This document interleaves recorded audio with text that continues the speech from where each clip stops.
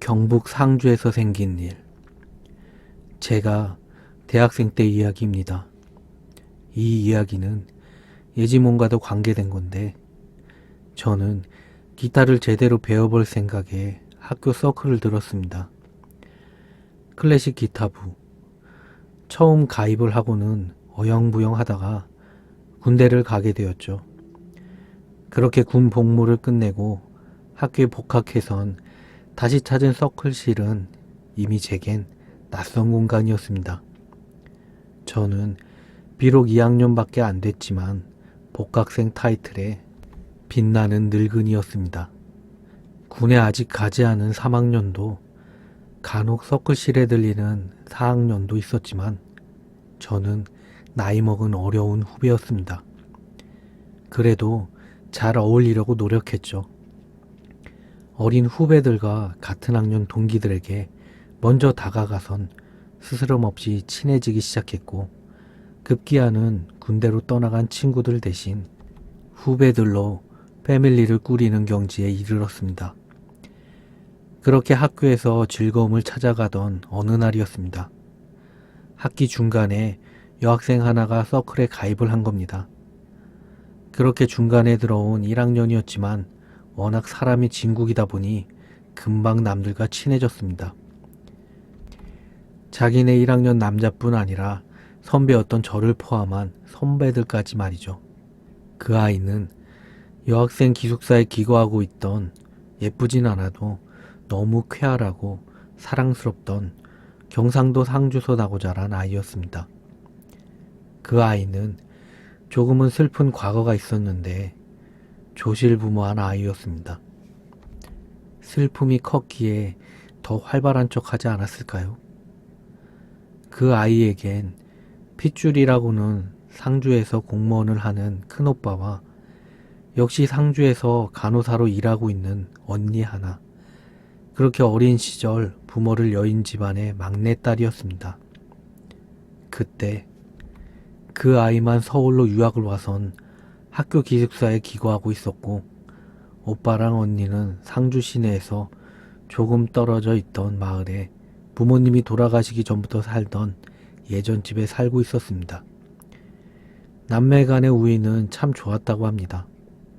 그 시골집에서 시내에 있는 직장까지 두 사람은 매일 오빠의 자동차로 출퇴근을 항상 같이 다녔다고 합니다. 그렇게 시간이 지나선 여름방학이 찾아왔습니다. 우리 서클은 음악 동아리다 보니 보통 늦가을에 정기 음악 발표회를 합니다. 우리 동아리의 가장 크고 가장 중요한 행사입니다. 그러다 보니 보통 여름방학 기간에도 학교에 나와 연습을 하기도 하고, 방학 기간 중 3박 4일이나 4박 5일 모여서 합숙훈련을 하기도 합니다. 그 해에도 우린 방학 중 모일 기간과 합숙 장소를 두고 열띤 토론을 벌였습니다. 학생이다 보니 아무래도 돈이 제일 문제였습니다. 그때 회의를 듣고 있던 그 아이가 분연히 일어섰습니다. 자기네 고향집이 공기 좋고 물 맑고 한적하고 집이 크기에 비해 사람이 적으니 딱이라며 동아리 학예 수련회를 위해 장소 제공을 하겠다고 나섰던 겁니다.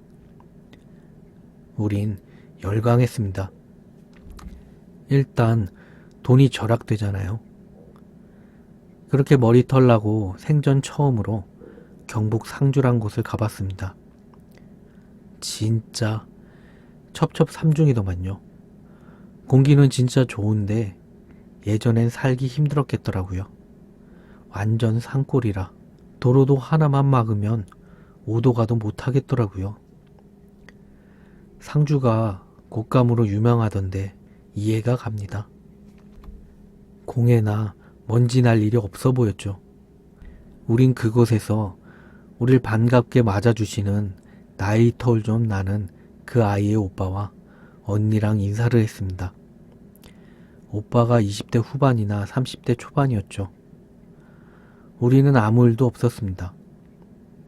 저는 부적 때문에 옷도 못 벗고 잤지만 사실 우리 먹을 쌀 같은 건 가지고 갔지만 그 집에서 워낙 반찬 지원과 동네에서 인심 좋은 김치 지원도 많이 해줬기에 우린 진짜 연습만 하고는 힐링만 하다 귀가했습니다. 그리고 2학기가 시작되었습니다. 그 집에 갔던 사람 모두 모이고 그 후배도 방학 잘 보내고 웃으며 학교로 돌아왔습니다. 그리고 우린 정기 연주회를 위한 협주에 온 힘을 기울일 때였습니다. 하루는 제가 집에서 잠이 들었는데 흉몽을 꾼 겁니다. 제가 잠이 들었는데 어딘가로 막 가고 있더라고요. 멀리 보이는 불빛을 바라보면서 이윽고 그 불이 켜진 곳에 다다랐고 어떤 집이었는데 집이 이상하게 낯이 익더라고요. 저는 그 집 문을 밀고 안으로 들어갔습니다. 그런데 그 집 꽤 넓은 마당에 상들이 많이 놓여 있었고 상마다엔 사람들이 몇 명씩 모여 앉아 있었습니다. 그 사람들을 살펴보는데 제가 처음 보는 사람들도 많았지만 그 중엔 제가 아는 얼굴들도 섞여 있었습니다. 바로 우리 서클 사람들이었습니다. 그들은 하나같이 침통한 표정으로 술잔만 묵묵히 기울이고 있었고 제가 무슨 일인지 물었지만 그들의 눈엔 저는 전혀 보이지 않는 존재인 것 같았습니다. 그렇게 답답한 마음으로 그 자리를 쳐다보다가 제 눈은 자연스레 사람들이 슬프게 울고 있던 안방이 딸린 건물로 눈길이 옮겨졌습니다. 그때 느낀 저의 감정은 초상집에 온 기분이었거든요. 그렇게 안방을 바라보며 울고 있던 상주의 뒷모습을 본 겁니다. 그런데 그 뒷모습이 너무나 눈에 익더라고요.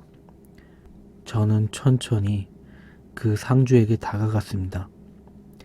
제가 그때 왜 그런 건지는 저도 모르겠습니다.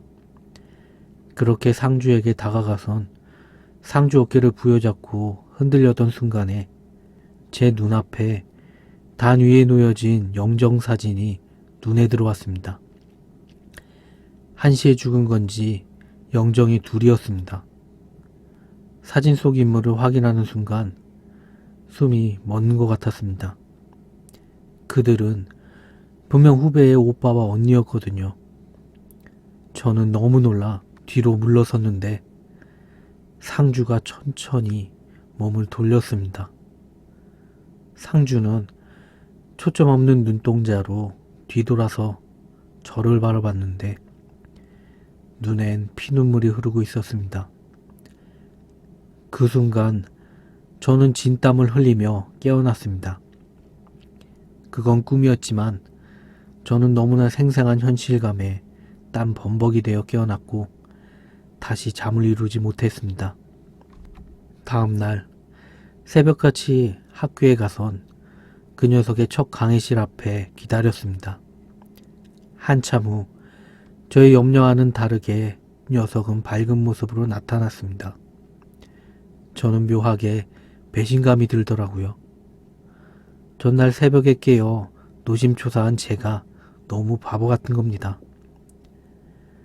그렇게 허탈하게 돌아섰지만 그 뒤로 꽤 오랜 시간 동안 저의 기울을 비웃듯 아무 일도 일어나질 않았습니다.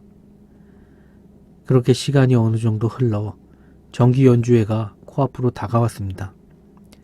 그러다 보니 대학은 보통 토요일은 학교를 가질 않았지만 우린 연습을 위해 모인 어느 토요일이었습니다. 한참 오전 연습을 끝내고 점심을 먹고는 오후 연습을 위해 모여 막 시작하려던 때였는데 그 후배의 핸드폰이 울리기 시작한 겁니다. 그런데 그 벨소리가 너무 섬찟하게 들리는 겁니다. 제가 그 꿈 이후 정말 그 후배에게 신경 많이 썼었는데 그때쯤엔 저의 기우라 생각하고 어느 정도 안심하고 있었는데 그 벨소리 듣는 순간 억장이 무너지더라고요. 올 게 왔구나 하는 느낌? 눈물이 막 났습니다. 아무렇지 않게 전화를 받던 후배의 안색이 믿을 수 없다는 표정으로 창백하게 변했습니다. 잠시 후 전화기를 든 손이 힘없이 떨어지며 후배가 기절하여 쓰러졌습니다. 저는 조마조마한 마음으로 그 모습을 보고 있었기에 재빨리 달려가 부축할 수 있었습니다. 연습실은 난장판이 되었죠. 병원으로 옮긴 애 만에 119를 부른 애 만에 하고 있는데 다행히 후배는 깨어난 겁니다. 그런데 깨어난 후배는 정상이 아니었습니다. 깨어난 후배는 정신이 텅 비어 보였죠. 주위에 있던 우리들은 궁금했지만 후배의 그런 모습에 아무도 쉽게 입을 떼지 못했습니다. 저도 마찬가지였고요. 그렇게 공기가 얼어버린 것 같은 잠깐의 시간이 흐르고 우리를 한 바퀴 멍한 눈으로 둘러본 후배가 갑자기 통곡을 하기 시작했습니다. 그리곤 누가 말릴 새도 없이 일어서서는 자기 짐도 챙기지 않은 채 뛰쳐나갔죠. 우린 잠시 당황해 있다가 여학생들에게 눈짓을 했습니다. 남자애들이 따라갈 문제가 아닌 듯 해서는 평소 친하게 지내는 여자애들에게 무언에 따라가라는 사인을 한 겁니다. 고맙게도 자기들도 걱정이 되었던지 몇몇의 여자애들이 곧 뒤따라 뛰어나갔습니다. 우린 이미 연습은 생각에도 없었고 그럴 분위기도 아니었습니다. 벌써 몇몇이 빠져버렸으니 합주 연습의 의미도 없고 다들 묵묵히 자기 악기와 여자 후배들의 짐을 싸주고는 아무 말도 없이 기다렸습니다. 아무튼 그렇게 나갔으니 무슨 연락이라도 누구에겐가는 오게 될까란 생각으로 말이죠. 한참을 그렇게 어색하고 무거운 공기에 누구 하나 말을 안 꺼냈지만 모두 보통 일이 아닌 건 직감으로 느끼고 있었습니다. 느낌들은 다 있으니 충분히 불행한 일을 감지하고도 남을 분위기였으니까요. 그렇게 시간이 흐르고 드디어 한 사람에게 전화가 왔습니다. 전화를 건 사람은 아까 울면서 뛰쳐나간 후배를 따라 나섰던 다른 여학생이었고 전화 받은 사람은 우리 동아리 3학년 회장이었습니다. 급히 전화를 받아든 회장이 뭐라 묻기도 전에 그쪽에서 말을 해대었었나 봐요. 듣기만 하던 회장이 응, 그래서 들의 짧은 추임새만 넣었는데 시간이 흐르면서 점점 얼굴이 급격히 굳어갔습니다. 이윽고 회장의 입에서 비명에 가까운 신음이 나더니 알았다며 모두에게 전한다고 하고는 니들이 수고 좀 하라는 말을 하고는 전화를 끊었습니다. 우린 모두 다음에 나올 회장의 말에만 집중하며 입만 쳐다보고 있었습니다. 한참 뜸을 들인 회장이 드디어 무겁게 입을 열었습니다. 애들한테 전화 왔는데 여름방학 때 가서 봤던 그 후배의 오빠랑 언니가 지금 교통사고로 돌아가셨다고 한다. 지금 택시로 상주 내려가려 하는데 지갑이랑 다 연습실에 두고 가서 회장에게 좀 자기들 있는 곳으로 가져다 달란 전화였다고 합니다. 회장은 부회장에게 그날 안 나온 단원들과 선배들에게 전화해주고 시간이 되는 사람들은 모여서 내려가자고 얘기한 후 여자애들 지갑을 들고 나갔습니다. 저는 하늘이 무너지는 것 같았습니다. 멍한 상태로 상주로 다른 단원들과 함께 내려갔습니다. 선배들도 따로 교통표를 마련해 내려오고 그 후배 같은 과 친구들과 교수님들도 내려왔습니다. 그렇게 장례식장에 들어섰는데 후배가 울 기운도 없어서 멍하니 상복을 입고 빈소를 지키고 있더라고요. 어디서 많이 본 장면이었습니다. 단지 장소만 시골집에서 장례식장으로 바뀌었을 뿐 제가 꿈에서 본 그 장면 그대로였습니다. 심지어는 제가 꿈에서 본 단원들 얼굴까지도 말이죠. 그날의 사고는 토요일이었는데 그땐 주 5일이 아닌지라 오전 근무 후 업무가 끝난 오빠가 오랜만에 병원을 일찍 끝낸 여동생을 데리고 식사를 하곤 집에 들어가려고 외식 장소로 가다 일어난 교통사고였습니다. 시내를 벗어나는 길에 그 커브길에서 반대 차선에서 속도를 내고 달리던 트럭이 커브를 돌다가 속도를 이기지 못해 중앙선을 침범하면서 일어난 참변이었습니다. 속도가 너무 빨라 제동도 못하면서 거의 정면 충돌을 해버린 사고였습니다. 승용차에 타고 있던 오빠와 언니는 현장에서 즉사한 거죠. 이미 병원에 실려갔을 때는 숨이 끊어진 지 오래였고 보호자를 찾던 의료진이 오빠가 가지고 있던 핸드폰에 입력되어 있던 동생에게 전화를 한 거였습니다.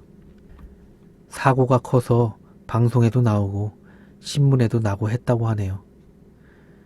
저는 있는 동안 빈소에 절할 때 상심이 크시겠습니다. 라는 말 이외엔 후배랑 한마디도 못했습니다. 무슨 위로의 말을 할 수 있겠어요? 우린 일이 있는 사람은 일찍 가기도 했지만 대부분이 장례 내내 빈소를 함께 지켰습니다. 후배의 학교 친구, 고향 친구들부터 돌아가신 오빠랑 언니의 친구들까지 다들 오셔서 도와주셨고 장례가 끝나고 우리 동아리 사람들은 학교로 돌아왔습니다. 힘내란 얘기만 해주고 말이죠. 그리고는 며칠 후 집에서 뒷정리를 하곤 후배는 서울로 올라왔습니다. 초조금이 되어선 그래도 장례식 때 다들 도와줘서 감사하다는 얘기를 하러 온 거였는데 참 보고 있기가 민망하더라고요. 후배는 그런 후 바로 휴학을 하고는 잠적해버렸습니다. 우린 이미 발표해둔 연주회 때문에 연습은 했지만 제대로 될 리가 없었죠. 그의 정기 연주회는 그야말로 망한 연주회가 되어버렸습니다. 후배는 그렇게 휴학을 하곤 2번 다시 학교로 돌아오지도 소식도 들리지 않았어요. 친하게 지내던 친구들도 아무도 소식을 몰랐죠. 저도 녀석의 안부가 너무 궁금해 관심을 가졌지만 제가 졸업할 때까지도 그 뒤로 틈만 나면 주위에 물어봤을 때도 아무런 소식을 들을 수 없었습니다. 지금 어디서 뭘 하는지 모르지만 항상 기운내고 꿋꿋이 살아줬으면 하는 바람입니다. 긴 머리의 소녀. 지금부터 4년 전 학교에 다니고 있었던 저는 축구부에 소속되어 있었습니다. 언제나 방과 후에는 늦게까지 연습에 힘쓰고 있었어요. 우리 학교는 교사 밑에 정문이 있어서 거기를 빠져나가면 교사에 둘러싸여진 운동장이 있는 형태의 대단히 뒤바뀐 구조를 하고 있었습니다. 즉, 어느 교사의 교실이라도 교정을 바라볼 수 있는 것이었습니다. 평소처럼 연습에 힘쓰고 있는데 친구가 말을 걸어왔습니다. 본관 3층을 보라고 말이죠. 말한 대로 보니까 여자아이가 창틀에 팔꿈치를 받치고 턱을 괴고선 이쪽을 엿보고 있었습니다. 이때부터였어요. 축구부가 교정에서 연습하고 있을 때마다 언제나 그녀가 교실에서 엿보고 있는 거예요. 며칠 지나지 않아서 누군가에게 마음이 있는 것은 아닌가라는 소문이 제멋대로 퍼지게 되었습니다. 그녀는 언제나 똑같은 교실에서 엿보고 있었습니다. 지금은 사용되지 않고 있는 교실에서 도대체 몇 학년인지 무슨 반인지도 몰랐습니다. 언제 한번 확인해보자는 말이 나오게 되었고 운이 나쁘게 제가 가게 되었습니다. 본관의 3층에 도착해서 그 교실 앞까지 왔습니다. 창문에서 들여다보니 있었습니다. 그녀가 팔꿈치를 받치고 교정을 바라보고 있는 뒷모습이 보였습니다. 긴 머리를 하고 있었어요. 앞에 놓여진 책상에 가려서 어깨까지밖에 보이지 않았습니다만 의자에 앉아 있는 것 같았습니다. 긴장하며 말을 거는 방법 등을 생각하면서 문을 열었습니다. 문을 여는 소리를 알아차리지 못한 것인지 그녀는 아까처럼 계속 밖을 바라보고 있었습니다. 제가 저 하며 말을 건과 동시에 저는 알아차렸습니다. 어깨로부터 아래로 들이어진 긴 머리. 그 어깨로부터 아래로는 아무것도 없었습니다. 거기에는 콘크리트 벽만이 보이고 있었습니다. 패닉에 빠진 제가 얼어붙어 있을 때 그녀가 천천히 뒤돌아봤습니다. 새하얀 얼굴로 입술만이 피아같이 새빨갰습니다. 눈의 표정은 전혀 바뀌지 않고 입만이 아이오이 아이오이라며 웃고 있었습니다. 드디어 제정신이 차려진 저는 교실을 쏜살같이 뛰어나왔습니다. 복도를 가로질러 가고 있는데 슥 하며 뭔가를 질질 끄는 것 같은 소리가 들렸습니다. 달리면서 어깨 너머로 고개를 돌리니 3, 4미터 뒤에서 그녀가 굉장한 기세로 팔을 쭉 뻗친 채로 몸을 질질 끄며 다가오고 있었습니다. 저는 그 후로 뒤도 안 보고 눈 깜짝할 사이에 교정까지 도망쳤습니다. 부원들에게 이야기했습니다만 아무도 저의 이야기를 믿어주지 않았습니다. 그날부터 그녀는 3층 창문에서 나타나지 않게 되었습니다. 꿈틀거리는 그것. 저는 저의 취미 중에 하나인 낚시를 자주 갑니다. 바다낚시 전문이지만 저는 배를 타면 몸이 안 좋아서 방파제라든가 해변에서 낚시를 합니다. 그날도 아침 일찍부터 준비를 하고 나갔습니다. 거기는 험한 벼랑이 있었는데 사람이 그다지 오지 않아서 정말 좋은 곳이었고 제 마음에 드는 장소였습니다. 저녁이 되고 슬슬 정리해볼까 라고 생각하고 있었을 때 조용하던 해면이 갑작스럽게 빛을 내며 물방울을 일으키기 시작했습니다. 처음에는 무슨 일이 일어난 건지 생각하며 해변을 보고 있는데 아무래도 물오징어들 물이라고 생각했습니다. 저는 우선 낚아보자는 생각에 낚싯대를 던졌습니다. 그러자 곧 달려들어 미끼를 물었고 릴을 감고 있는데 그것들이 상당한 힘으로 잡아당겼습니다. 물오징어 치고는 정말로 강력한 힘으로 잡아당겨서 다시 한번 해면을 봤습니다. 그런데 그것은 물오징어가 아니었습니다. 구불구불 꿈틀거리는 그것은 몇백, 몇천 개의 손이었습니다. 저는 너무 놀라 낚싯대를 놓칠 뻔했습니다. 낚싯대를 향해서 그것들이 모이고 있었고 점점 잡아당기는 힘이 강해져서 저도 모르게 낚싯대를 놓쳐버렸습니다. 바닷속으로 가라앉아가는 장대에 손들이 우르르 휘감겨 갔습니다. 나중에 안 것이지만 그 벼랑은 자살 명소로 유명한 장소더라고요. 저는 하마터면 바닷속으로 끌려 들어갈 뻔했습니다. 누나에게 생긴 일. 10년 정도 전의 이야기입니다. 누나가 비디오를 빌리러 간다고 집을 나선 것은 저녁 6시 반경이었습니다.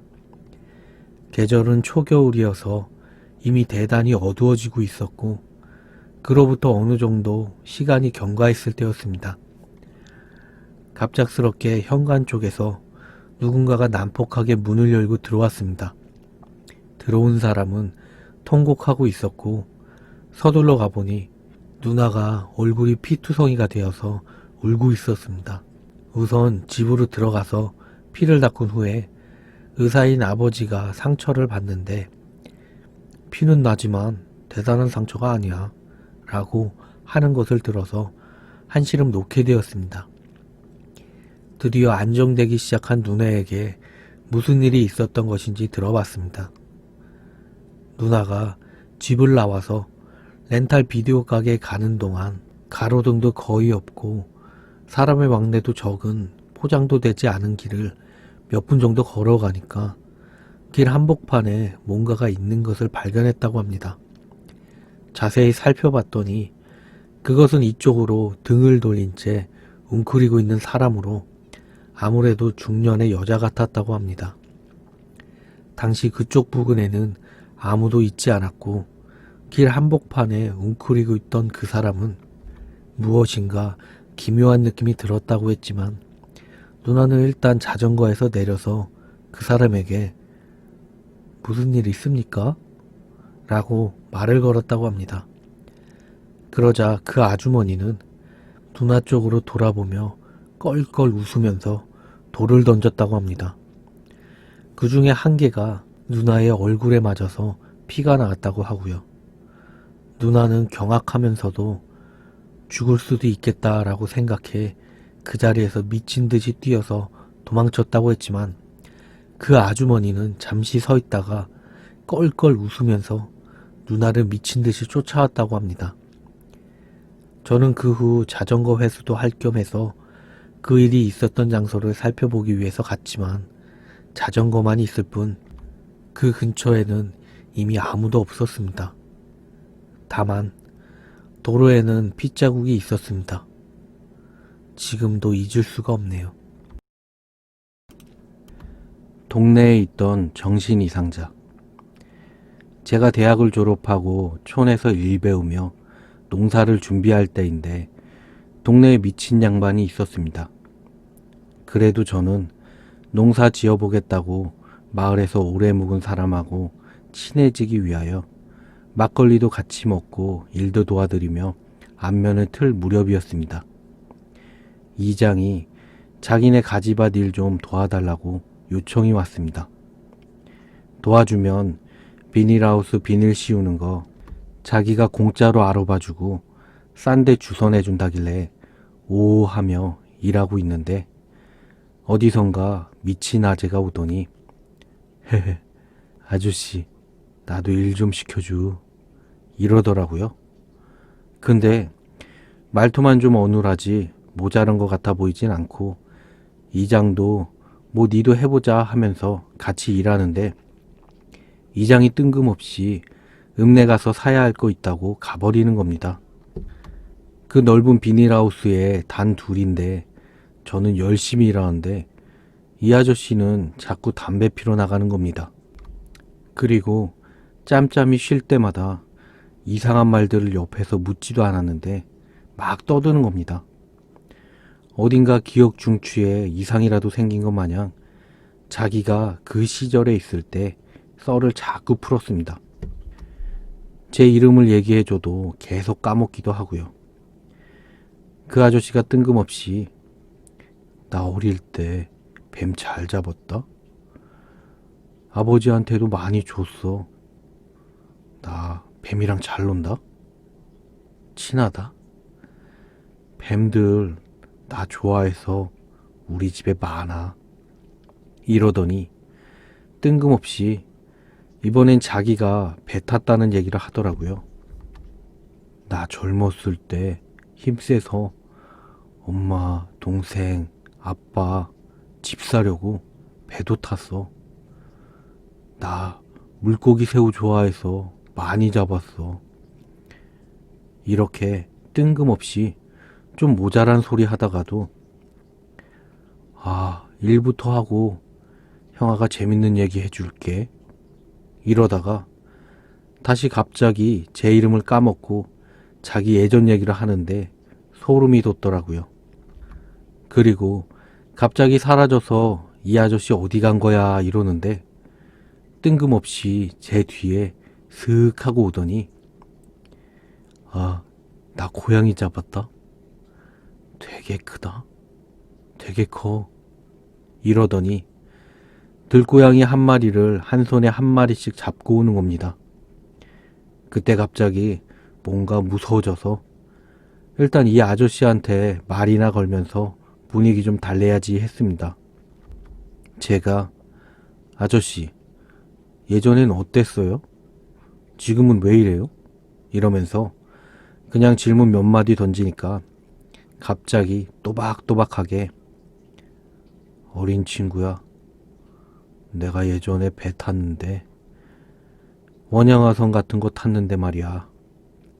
내가 그때 돈 벌자고 나가서 못 볼 거를 보고 자꾸 그때 일이 생각나서 제정신을 유지할 수가 없어. 이러는 겁니다. 그래서 제가 뭘 보셨는데요? 그러니까 몸을 갑자기 부들부들 떨더니 맘에 안 든 사람은 막 배에서 떨어뜨리고 지나가고 막 죽이는 것도 봤다. 이러는데 소름이 쫙 돋더라고요. 그리고 다시 바보처럼 헤헤 대다가 또 갑자기 동네에선 자기를 사람 취급을 안 한다 그러길래 왜요? 그러니까 자꾸 자기가 정신병자인 거 아니까 젊었던 시절 알게 됐던 주먹들이 자기한테 누구를 죽여주라고 그런다는 겁니다. 그러고 어느 순간부터 자기 집에 주먹들이 찾아온다고도 합니다. 그러더니 또 바보 마냥 나 고기 좋아해서 고기 많이 산다? 고기 먹으려고 여기저기 돕는다? 헤헤헤. 우리 집에 고기 많다? 고기 같이 먹자. 이러는 겁니다. 저는 어떤 게 진실인지 모르니까 마냥 무서웠습니다. 그러다가 이장이 왔습니다. 저는 이장한테 저 사람 정신병자인데 저한테 이렇게 맡기고 가면 어떡하냐고 막 따지니까 이장이 하는 말이 제가 젊었을 때 무슨 충격적인 거 보고 놀라서 그런 거니까 너무 그렇게 생각하지 마라 그러길래 알겠다 하고 같이 밥을 먹는데 이장이 고기랑 술이랑 전 같은 걸 싸왔습니다. 음식은 거들떠도 안 보고 소주만 앉은 자리에서 연달아 3병을 게토레이 마시듯 마시고는 멀쩡히 다시 일하러 가는 겁니다. 일하는데 자꾸 내 옆에 와서 아이고 몸 아파 아이고 몸 아파 하길래 왜요 아저씨? 어디가 그렇게 아파요? 그러니까 자꾸 밤마다 사람들이 와서 괴롭혀. 자꾸 내 머리 발로 차고 배 밟고 또 옆집 사람들은 비웃어. 그러고 나 괴롭히는 사람은 낮에 딴 사람이랑 있을 땐 잘 안 나타나. 덩치 큰 사람 옆에 있으면 안 괴롭혀. 비겁한 놈들. 이러는데 온몸에 소름이 쫙 돋더라고요. 그리고 그날 일 끝나고 몸에 소금 한 대박 뿌리고 집에 들어갔는데 다음날 그 아저씨가 안 보이는 겁니다. 이장한테 왜 안 왔냐고 물어보니까 어제 같은 일이 그놈한테는 외출이라고. 니도 놀고 싶을 때 읍내 나가서 술 먹잖아. 그게 그 미친놈한테는 노는 거야. 그러더라고요. 가끔 나와서 일도 돕고 하는데 술 많이 먹는 날은 나무 밑이나 숲에서 잠들어서 다치는 건 아닌지 걱정이다 그러는데 그 이후론 다행히 본 적은 없습니다. 그냥 같이 있는 자체만으로 기분 나빠지고 오싹해지더라고요. 두통. 저의 형은 세상에서 일반적으로 일컬어지는 은둔형 외톨이였습니다. 하루 종일 쭉 자기 방에 틀어박혀서 PC를 하고 있었는데 PC에 관해서는 지식이 뛰어나여 저에게 여러 가지를 가르쳐 주었습니다. 3개월 정도 전에 저는 형 방에서 PC를 배우고 있었습니다. 형은 필요한 일 이외에는 방을 나가지 않으므로 볼 일이 있을 때에는 제가 형의 심부름을 해주고 있었습니다. 그때 형이 갑자기 관자놀이를 자꾸만 누르고 있었습니다. 형 방은 창문을 완전히 닫고 있었고 청소도 충분히 하고 있지 않아서 방 공기가 어쩐지 찜찜하게 느껴졌습니다. 공기가 탁했기 때문에 몸 상태가 나빠지는 거라고 생각했고 문득 방을 둘러보니까 책상 옆에 있었던 성인 게임 종이 상자에 곰팡이가 자라고 있는 걸 알아차렸습니다. 환기하고 청소를 하는 것이 좋을 것 같아 라고 말을 했습니다만 알았다 라고 대답을 5번 가까이 해도 하지 않는 것 같습니다. 1개월 정도 전 세면소에서 형을 만났습니다. 형, 몸 상태 어때? 아직 두통이 낫지 않았어. 약을 먹고 있으니까 어떻게든 안정될 거야. 병원 가봐야 되지 않겠어? 아니, 그렇게까지 심한 거 아니니까. 지금 생각해보면 억지로라도 병원에 가게 해야 했습니다. 일주일 전입니다. 형이 앰뷸런스로 옮겨졌습니다. 변소에서 나오자마자 목도에서 경련을 일으키며 쓰러졌습니다. 3개월 정도 전부터 두통 증상을 호소하고 있었다고 저는 의사에게 알렸습니다. 뇌의 스캔을 본 의사가 말했습니다. 더 빨리 데리고 왔었더라면 이미 때를 놓쳤습니다. 형의 뇌에는 빽빽하게 곰팡이가 번식하고 있었습니다. 모텔방. 친한 형님의 지인분이 겪은 실화입니다. 전라도에 있는 한 시외버스 터미널 근처는 정말 모텔촌으로 불릴 만큼 많은 모텔들이 입주해 운영되고 있다고 합니다. 물론 어느 외곽 도시나 버스, 기차 터미널 부근엔 모텔이 많지만 여긴 정말 도시 전체가 그냥 모텔촌이라고 인식될 정도로 많다고 하네요. 아무튼 그 지인분이 서울에 거주하셨고 내근직이라 지방 출장이 잦지 않은데 희한하게 연말 영업 스케줄이 잡혀 부득이하게 그곳을 가게 됐다고 합니다.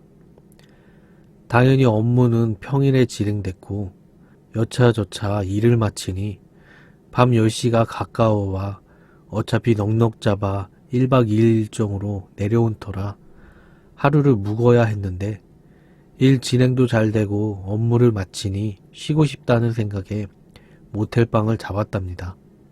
그냥 딱 보기에도 좋지도 나쁘지도 않아 보이는 적당한 가격의 모텔을 잡고 근처 편의점에서 간단한 요깃거리와 맥주 몇 캔을 사들고 들어와 남자 혼자 모텔방 TV 채널을 돌려가며 그렇게 무료하게 있던 찰나에 참 이게 형님 말씀에 의하면 이분이 그렇게 평소 어떤 업소를 자주 들락거린다거나 그런 쪽을 밝히는 분이 아니셨음에도 이상하게 네모난 티슈통 겉면에 덕지덕지 붙어있는 티켓다방 전화번호들이 눈에 들어오더랍니다.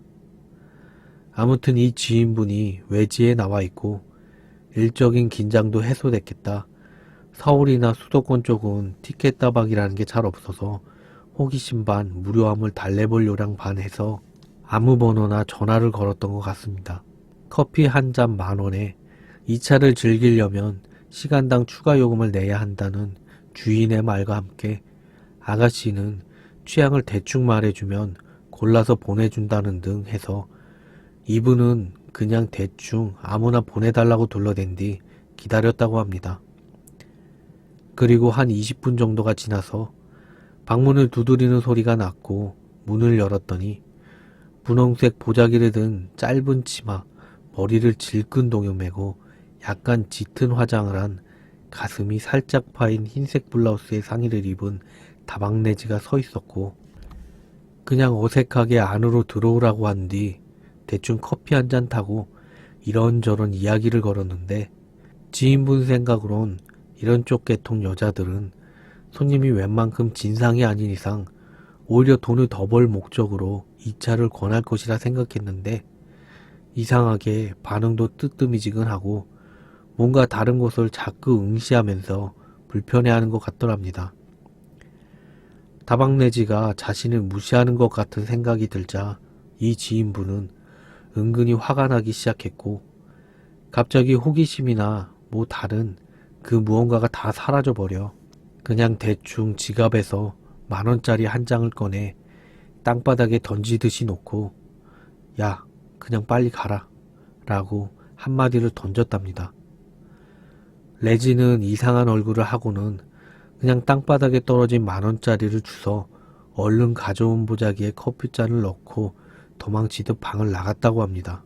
지인분은 에이 뭐 저런 게 다 있냐라는 단순한 호기심 치고는 참 비싼 커피 한 잔 값에 울분을 사기며 사온 맥주와 요깃거리를 먹고 잠이 들어 다음날 깨고 보니 전날 일이 곰곰이 떠오르면서 돈도 아깝고 뭐 이래저래 갑자기 더 열이 나더랍니다.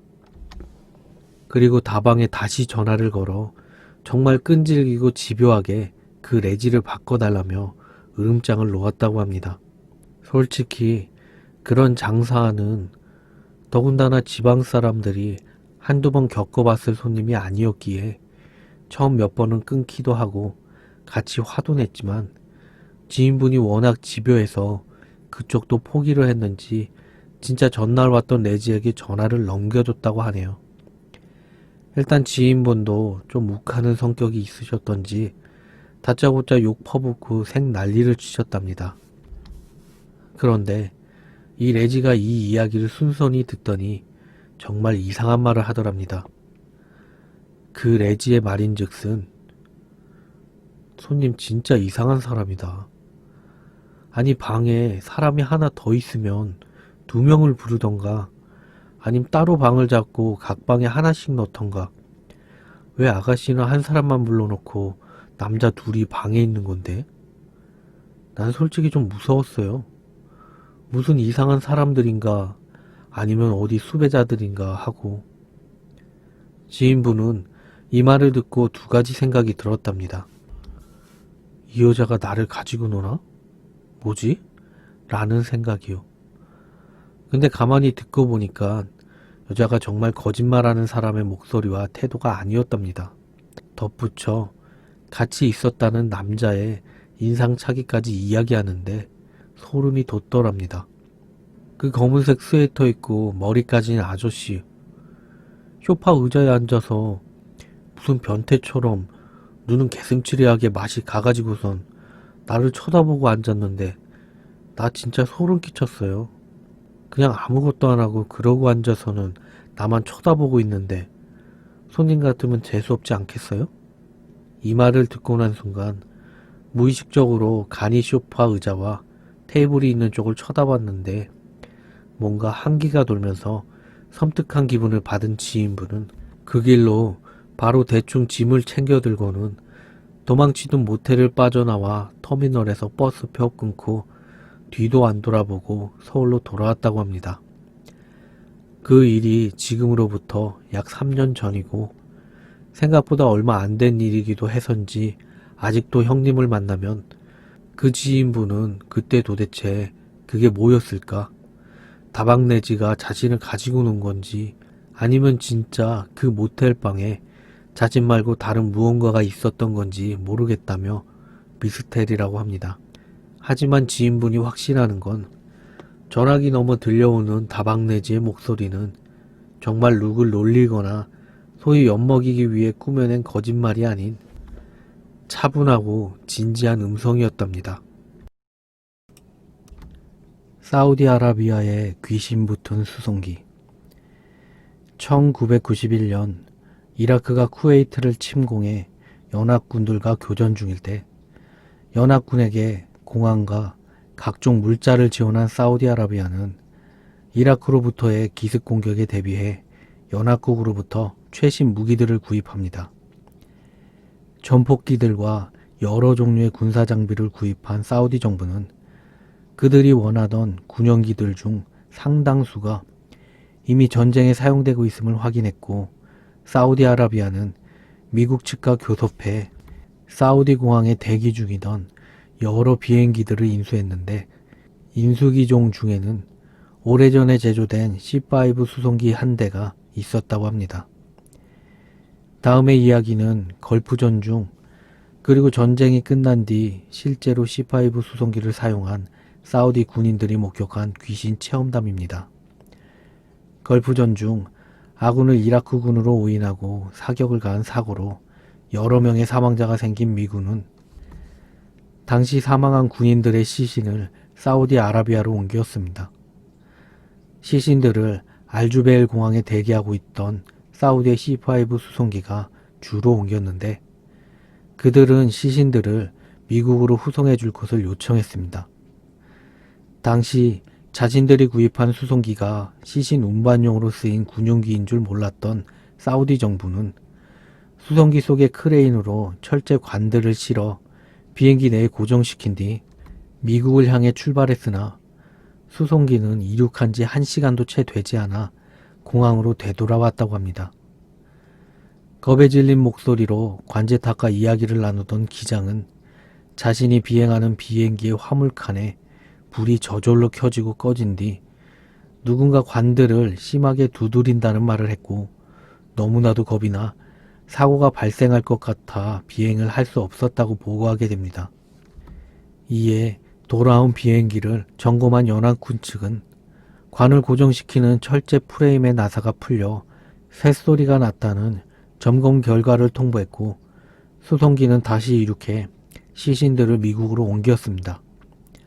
이후 걸프전이 끝난 뒤 아랍연맹의 군사훈련에 참가한 C5 수송기 승무원들은 알주베일 공항에 대기하고 있던 수송기에서 잠을 자는 훈련을 받던 중 늦은 밤에 비행기 문을 열고 나와 밖에서 잠을 자다 상관에게 적발돼 심한 기압을 받았는데요.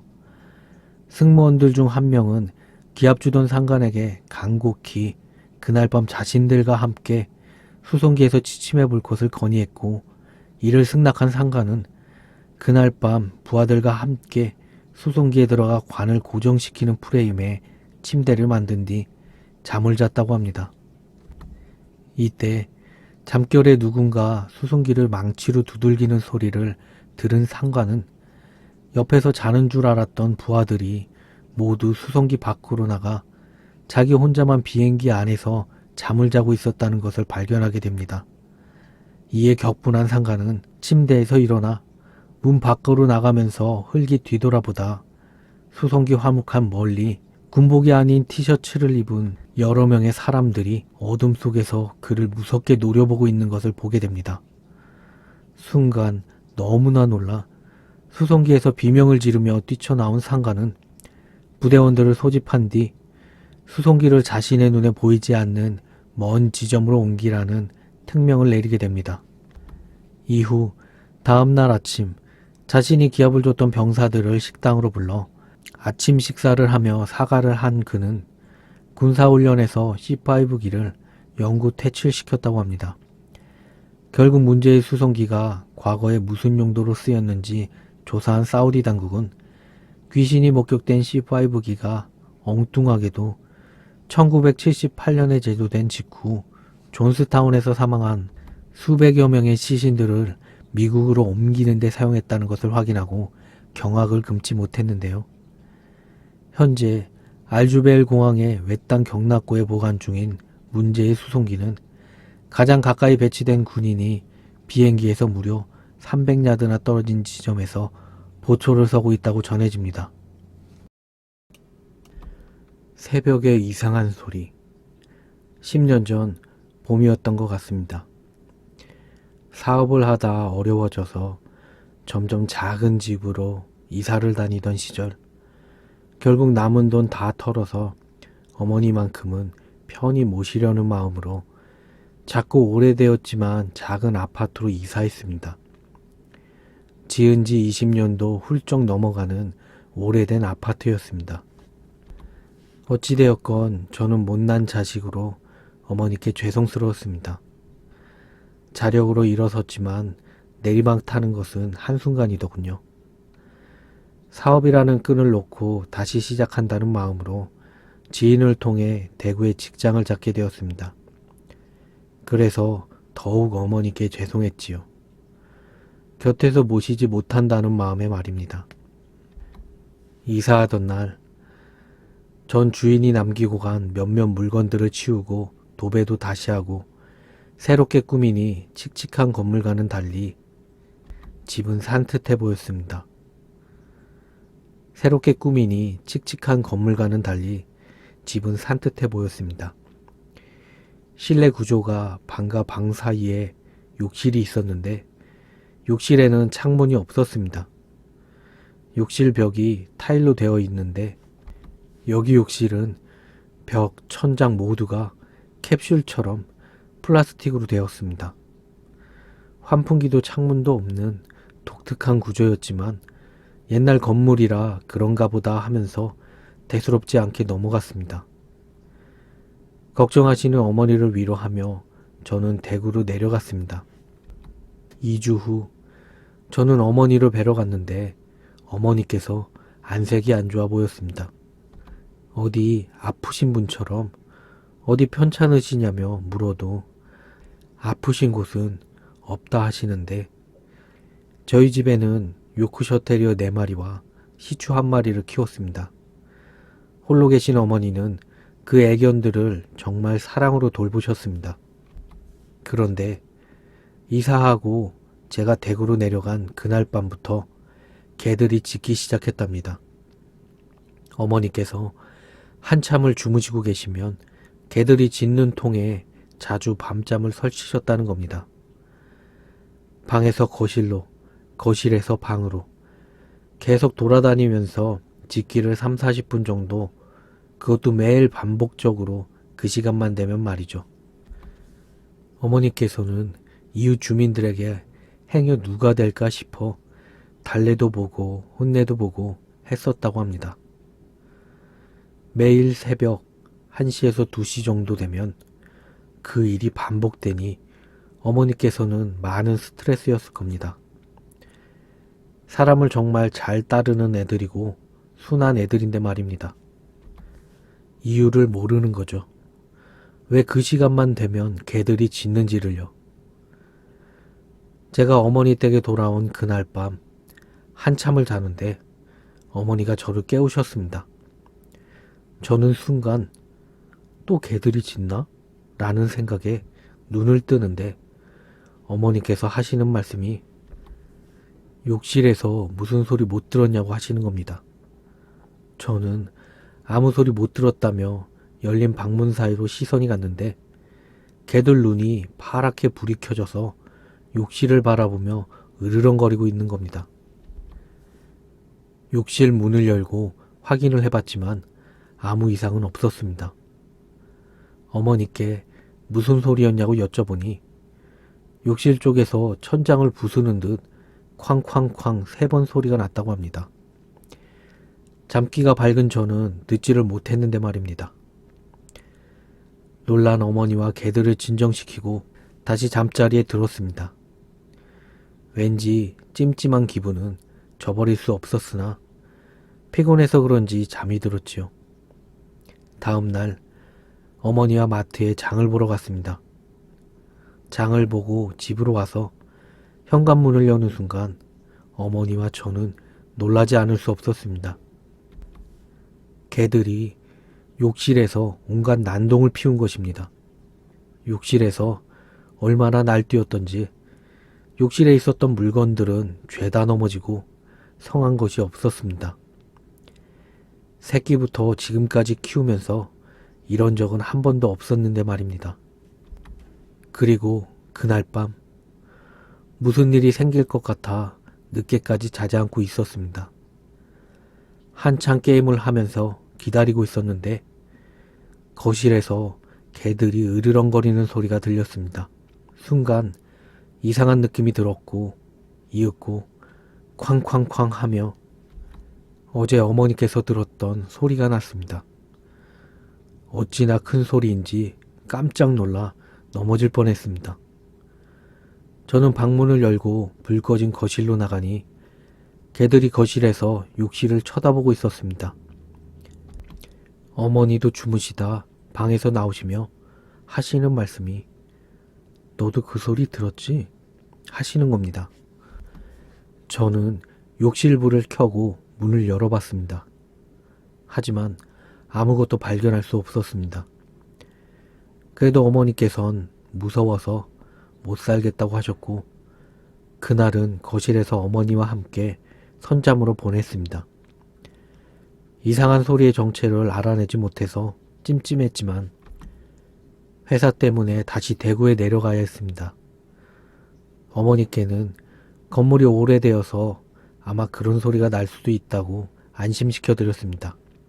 저는 내려온 뒤로 저녁마다 어머니와 통화를 하면서 안심을 시켜드렸으나 저의 마음은 무거웠습니다. 계속 신경 쓰이는 탓에 주말에 내려가 어머니와 그 소리에 대해 상의를 하고 있는데 갑자기 쾅쾅쾅 하며 낮인데도 욕실에서 그 소리가 나는 겁니다. 저와 어머니는 얼어붙었고 개들은 요란하게 지저대고 패닉 상태였습니다. 더 이상은 참을 수 없었습니다. 하지만 아파트를 판다 한들 새 집을 얻을 돈도 안 되었기에 현실적으로 욕실이 오래되어서 그런가 싶어 잘 아는 선배에게 욕실 수리를 부탁했습니다. 캡슐을 뜯어내고 방으로 만들고 베란다를 욕실로 개조했습니다. 욕실이었던 방은 애견들 방이자 수납 공간으로 사용하기로 했습니다. 공사 후 그래도 집에 혼자 계신 게 무서우신 어머니께서는 낮에는 밖으로 돌아다니시면서 아파트 주민들과 어울리셨습니다. 그러면서 새롭게 알게 된 앞동 아주머니에게 이 집에 관한 이야기를 들으셨다고 합니다. 이사 전에 노부부가 살았다고 합니다. 금실 좋은 노부부였는데 할아버지가 먼저 돌아가시고 할머니 홀로 사셨다고 합니다. 그런데 49제 후 어느 날부터 집에서 쾅쾅쾅 하는 소리가 났다고 합니다. 할머니 혼자 계실 때는 욕실뿐만 아니라 방, 거실, 천장에서도 그 소리가 났다고 합니다. 할머니는 그 소리에 신경쇠약의 병까지 얻어 결국 자식들이 사는 곳으로 가셨고 그래서 시세보다 싸게 이 집이 나와서 제가 구할 수 있게 되었던 것입니다. 그리고 보니 이사하는 날 장판을 교체하려고 안방에 장판을 들어올릴 때 한 장의 흑백 사진이 나왔었습니다. 얼룩지고 빛바랜 한 장의 할아버지 사진이었습니다. 그때는 아무 생각 없이 사진을 쓰레기 봉투에 버렸었는데 다행인 것은 욕실 공사 후로는 그 소리는 나지 않았습니다. 어머니가 들은 이야기. 어머니가 올해 나이가 65이시네요. 남해대교 있는 곳에서 출생하셨고 거기서 어린 시절을 보냈다고 하시는데 그때 살아계시던 외할머니께서 당시 어렸었던 어머니에게 하셨던 이야기입니다. 어두컴컴한 밤이 되도록 외할아버지가 안 오시길래 외할머니가 근처 앞살 앞에서 할아버지를 기다리셨다고 합니다. 당시 할아버지는 사람에게 좋은 약초나 그런 것들을 캐고 하셨다고 하네요. 헌데 항상 날이 저물 때쯤엔 귀가하셨다고 하는데 그날은 늦게까지 안 오시길래 불안한 마음에 외할머니가 마중 나가셨다고 합니다. 어머니는 늦은 밤이기에 그만 잠이 들었었고요. 그러기 1시간쯤 지났나? 밖이 시끄러워서 어머니가 잠에서 깼다고 합니다. 밖에 나가보니 외할머니가 와 계셨다고 하네요. 헌데 정신 나간 사람처럼 겁에 질려 집에 들어오더랍니다. 어머니는 외할아버지와 함께 오셨나 아니면 외할아버지에게 무슨 일이 생기셨나 나가봤더니 그것도 아니고 근처 앞산 앞에까지 갔던 외할머니는 무언가를 보았다고 합니다. 어머니가 뭘 보았는데 그렇게 겁에 질려 하시느냐 물어봤더니 뭔 팔대 장성 같은 게 허수아비처럼 두 팔을 쫙 벌리고 터벅터벅 산에서 내려와 자신에게 왔다고 합니다. 그게 뭔데? 그런 게 어디 있는데? 라고 말하며 집 밖을 나서려는 어머니를 붙잡고 오늘은 절대로 밤에 나가지 마라 라고 하시며 어머니를 붙잡는데 아직도 숨이 차는지 숨을 몰아쉬시며 온몸은 땀에 젖으셨고 거짓말을 하시는 것 같지는 않았다고 합니다. 하지만 어머니는 뭔가 헛것을 본 거라고 생각하셨답니다. 그 일이 있고 난 뒤 50년 가까이 지났습니다.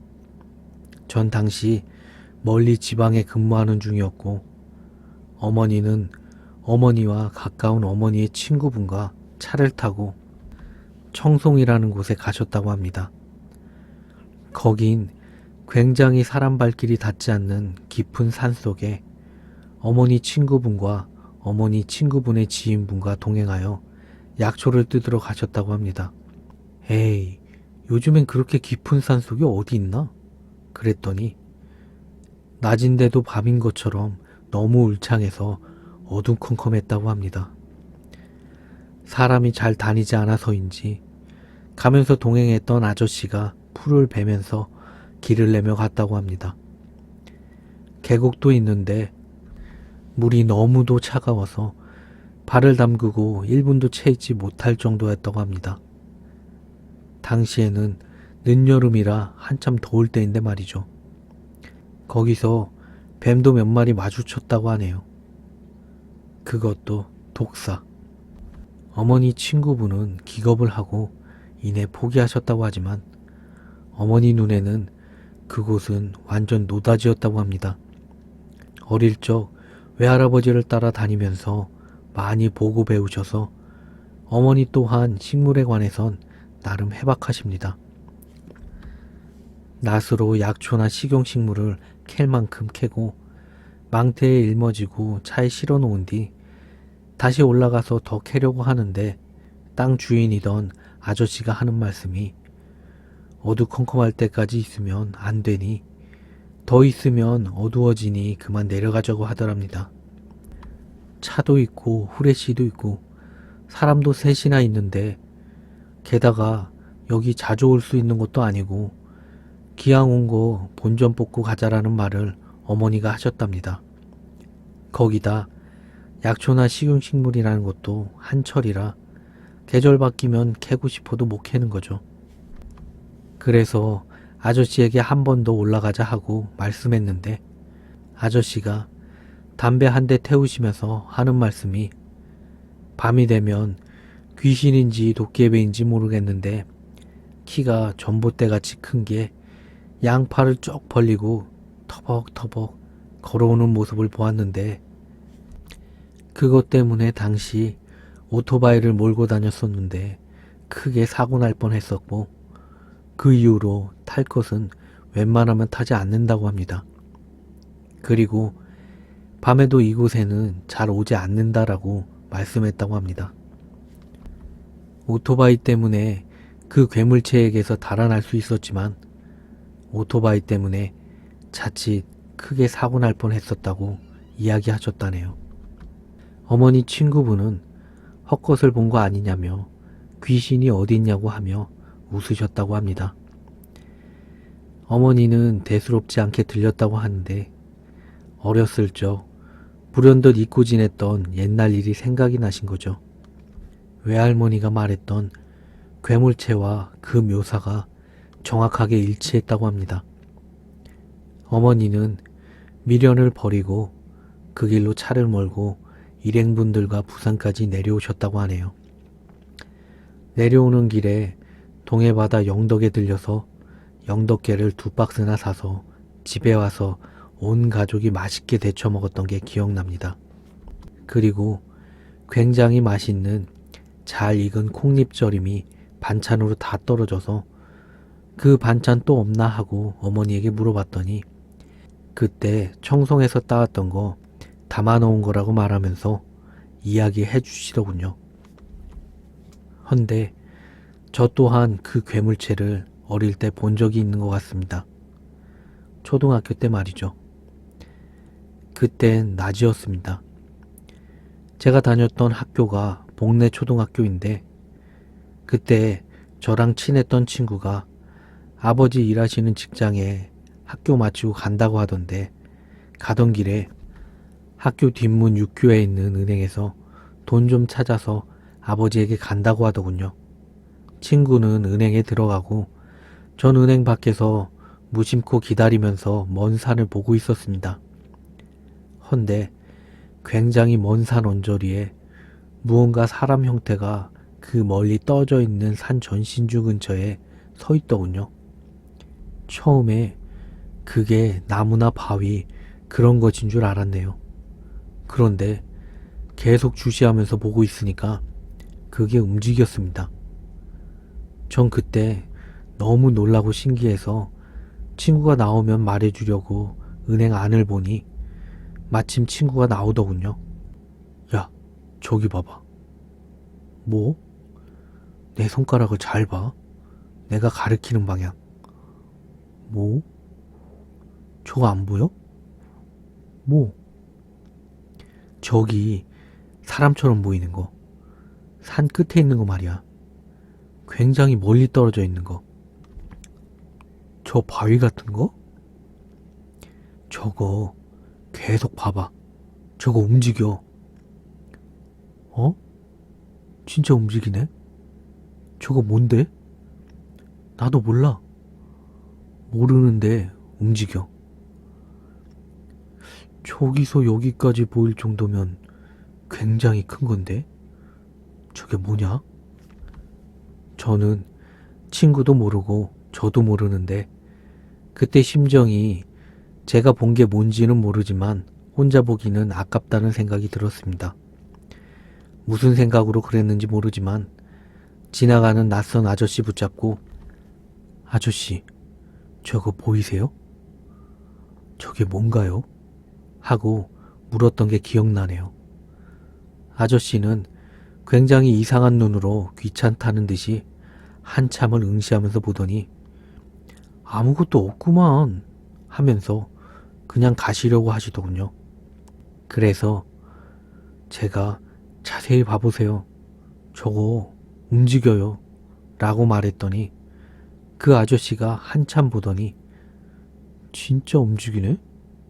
저게 뭐지? 하던 게 기억나네요. 그리고 그 아저씨 일행분인지 아는 사람인지 마침 은행에서 나오길래 그 일행분 붙잡고 이야기하시더군요. 저 산 언저리에 있는 게 뭐냐면서. 친구는 마침 아버지 일 때문에 가봐야 하니까 가면서 이야기하자고 하길래 그 길로 친구 아버지 회사까지 같이 걸어가면서 이야기하던 게 기억나네요. 어머니가 말하길 외할머니께서 엄청나게 거대한 8대 장성이라고 말씀하셨다고 합니다. 청송에 같이 동행하셨던 아저씨도 같은 말씀을 하셨고요. 전 굉장히 어릴 때 경험해 보았네요. 헌데 어머니가 말씀하셨던 것보다 훨씬 큰 것 같습니다. 제가 본 것은요. 그리고 생김새도 틀리고요. 그것도 낮에 보았습니다. 그게 뭔지는 모릅니다. 하지만 분명히 본 건 확실하고요. 저 혼자만 그걸 보았다면 헛것이지만 다른 사람도 그걸 보았습니다. 같이 저게 뭐지? 하면서 이야기했었고 세월이 이만큼 흘렀어도 아직 그때 본 것은 정말 기괴한 경험이라 기억하고 있습니다. 유영철. 지금 하는 이야기는 무서운 이야기라기보다는 뭔가 씁쓸한 이야기입니다. 유영철이 어떤 여기자에게 보낸 편지 내용 중에 하나라고 하는데요. 진짜인지 거짓인지는 저도 모르겠네요. 지금부터 편지 내용입니다. 제가 이번 만행을 저지르면서 가장 무서웠던 순간이 언제였는지 아세요? 머리가 쭈뼛설 정도로 놀라운 순간은 잘린 머리가 수건거리에서 떨어졌던 순간도 아니고 머리 없는 몸뚱아리가 내게 달려들었던 순간도 아니고 개복한 임산부의 뱃속에서 움직이는 태아를 본 순간도 아닙니다. 남들이 들으면 오히려 이해가 안 간다고 할지는 모르겠지만 그것은 바로 사체를 토막내고 있는 와중에 아들 녀석에게서 전화가 온 순간이었습니다. 전화벨 소리에 놀란 게 아니라 당황하는 내 목소리를 듣고 감기 아직 안 나왔어, 아빠? 라고 묻는데 마치 아빠, 난 다 알고 있어. 그러지 마. 하는 것 같아서 등골이 오싹했습니다. 인신매매에 대해서 사람들 납치다 실종이다 뭐다 유난은 떠는데 정작 그 실상은 모르잖아요. 그쵸? 일단 주된 납치의 타겟은 여성과 젊은 사람이에요. 이들은 인신매매로 많이 팔려나가는데요. 옛날처럼 단순히 성매매로만 팔려나간다고 많이들 생각하시는데 요즘은 대부분이 장기밀매라고 해요. 오늘날 성매매 여자의 수가 200만 명이 넘었어요. 한마디로 공급이 차고 넘친다는 소리예요. 납치한 여자, 성매매로 팔아봤자 받는 돈이라고는 300에서 최대 5, 600만 원 선인데 그거에 비해 장기 매매는 장기 하나당 2, 3천만 원이 나가요. 게다가 얼굴이나 몸매도 따지고 납치해야 하는 일종의 수고도 없고 죽이지 않고 성매매로 팔아버리면 증거가 살아서 움직이고 나돌아다니니까 그만큼 경찰 수사에 노출이 되고요. 성매매보다 더 많은 목돈을 만질 수 있는 것이 바로 장기 밀매예요. 마취제로 마취해서 납치한 뒤에 작업장에 데리고 가면 시술자가 나타나는 즉시 바로 적출이 시작돼요. 운이 좋으면 마취에 취한 채 진행이 되겠지만 생살이 메스에 썰려나가는 소름 끼치는 느낌과 동시에 장기들이 하나둘 적출되는 느낌을 그대로 체험할 수 있죠. 적출 과정은 기본적으로 숨이 붙어 있는, 즉 살아있는 상태에서 우선적으로 안구가 적출되고 뒤이어 흉부와 복부가 메스로 개복되고 폐와 심장을 덮고 있던 갈비뼈를 전선이나 철근을 자르는 커터로 자른 뒤 열어 젖히고 하나둘 적출해요. 필요에 따라서 골수나 자궁, 채모, 혈액도 빼가기는 해요. 그리고 시체 처리 과정도 간단한 데다 증거도 없고 위험 부담도 없고 돈은 돈대로 억대로 벌고 아마 그래서 선호하나 봐요. 시체 처리하는 과정은 대략 두 가지가 있어요. 하나는 빨리 시체를 처분하는 과정으로서 일단 시체를 마디 하나하나 토막을 내어서 작은 조각들로 불규칙하게 잘라요. 이 상태 그대로 변기에 버리는 경우가 있고 토막 낸 것을 대형 믹서기에 갈아서 하수구에 버리는 경우가 있습니다. 다른 하나는 그냥 드럼통에 우선 사람을 집어넣고 화학약품인 염산이나 각종 산성물질 등을 채워놓으면 보름이 지나고 뚜껑을 열면 그냥 물처럼 깔끔하게 녹아있을 거예요. 그걸 하수구나 변기에 버리면 간단하죠. 매년마다 실종되는 사람의 수는 3,000명에서 많게는 7,000명 가까이 된다고 해요. 아동 또한 장기매매 대상의 예외가 아니죠. 사실상 대부분의 실종자들은 장기매매로 살해당한다고 봐도 무방하다고 합니다. 납치되어 적출하는 과정이 끝나면 자기들만의 방법대로 처리되어 버려져요. 이럴 경우에 찾기도 힘들고 애초에 철저히 계획된 범죄인데다 불특정 다수들을 노리기 때문에 증거도 없어 수사 자체가 불가능하다고 합니다. 게다가 거의 대부분의 장기들은 외국으로 팔려나가기 때문에 추적도 불가능에 가까워요. 경찰에 신고하면 사실상 형식적으로 수사 절차를 밟아나가지만 정작 하는 것은 없습니다. 그들도 찾을 길이 없다는 것을 알기 때문이에요. 작정하고 조직적으로 덤비는 놈들은 경찰 측에서도 상당히 곤란한 사건들이겠죠.